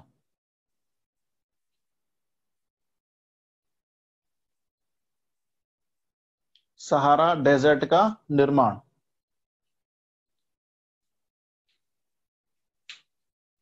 ठीक है भाई। अगेन जिन्होंने यहाँ बेगुला लिख लिया था उसको कनारी कर लीजिए। बेगुला यहाँ पे आएगी साउथ में, इधर नामीबिया के पास में, जहां काला हारी डेजर्ट बनेगा, ठीक है ना। तो अभी इसको यहां तक रोकते हैं, कल अपना मैथ कंप्लीट होगा और आप लोग उस क्वेश्चन का आंसर सभी ढूंढिए।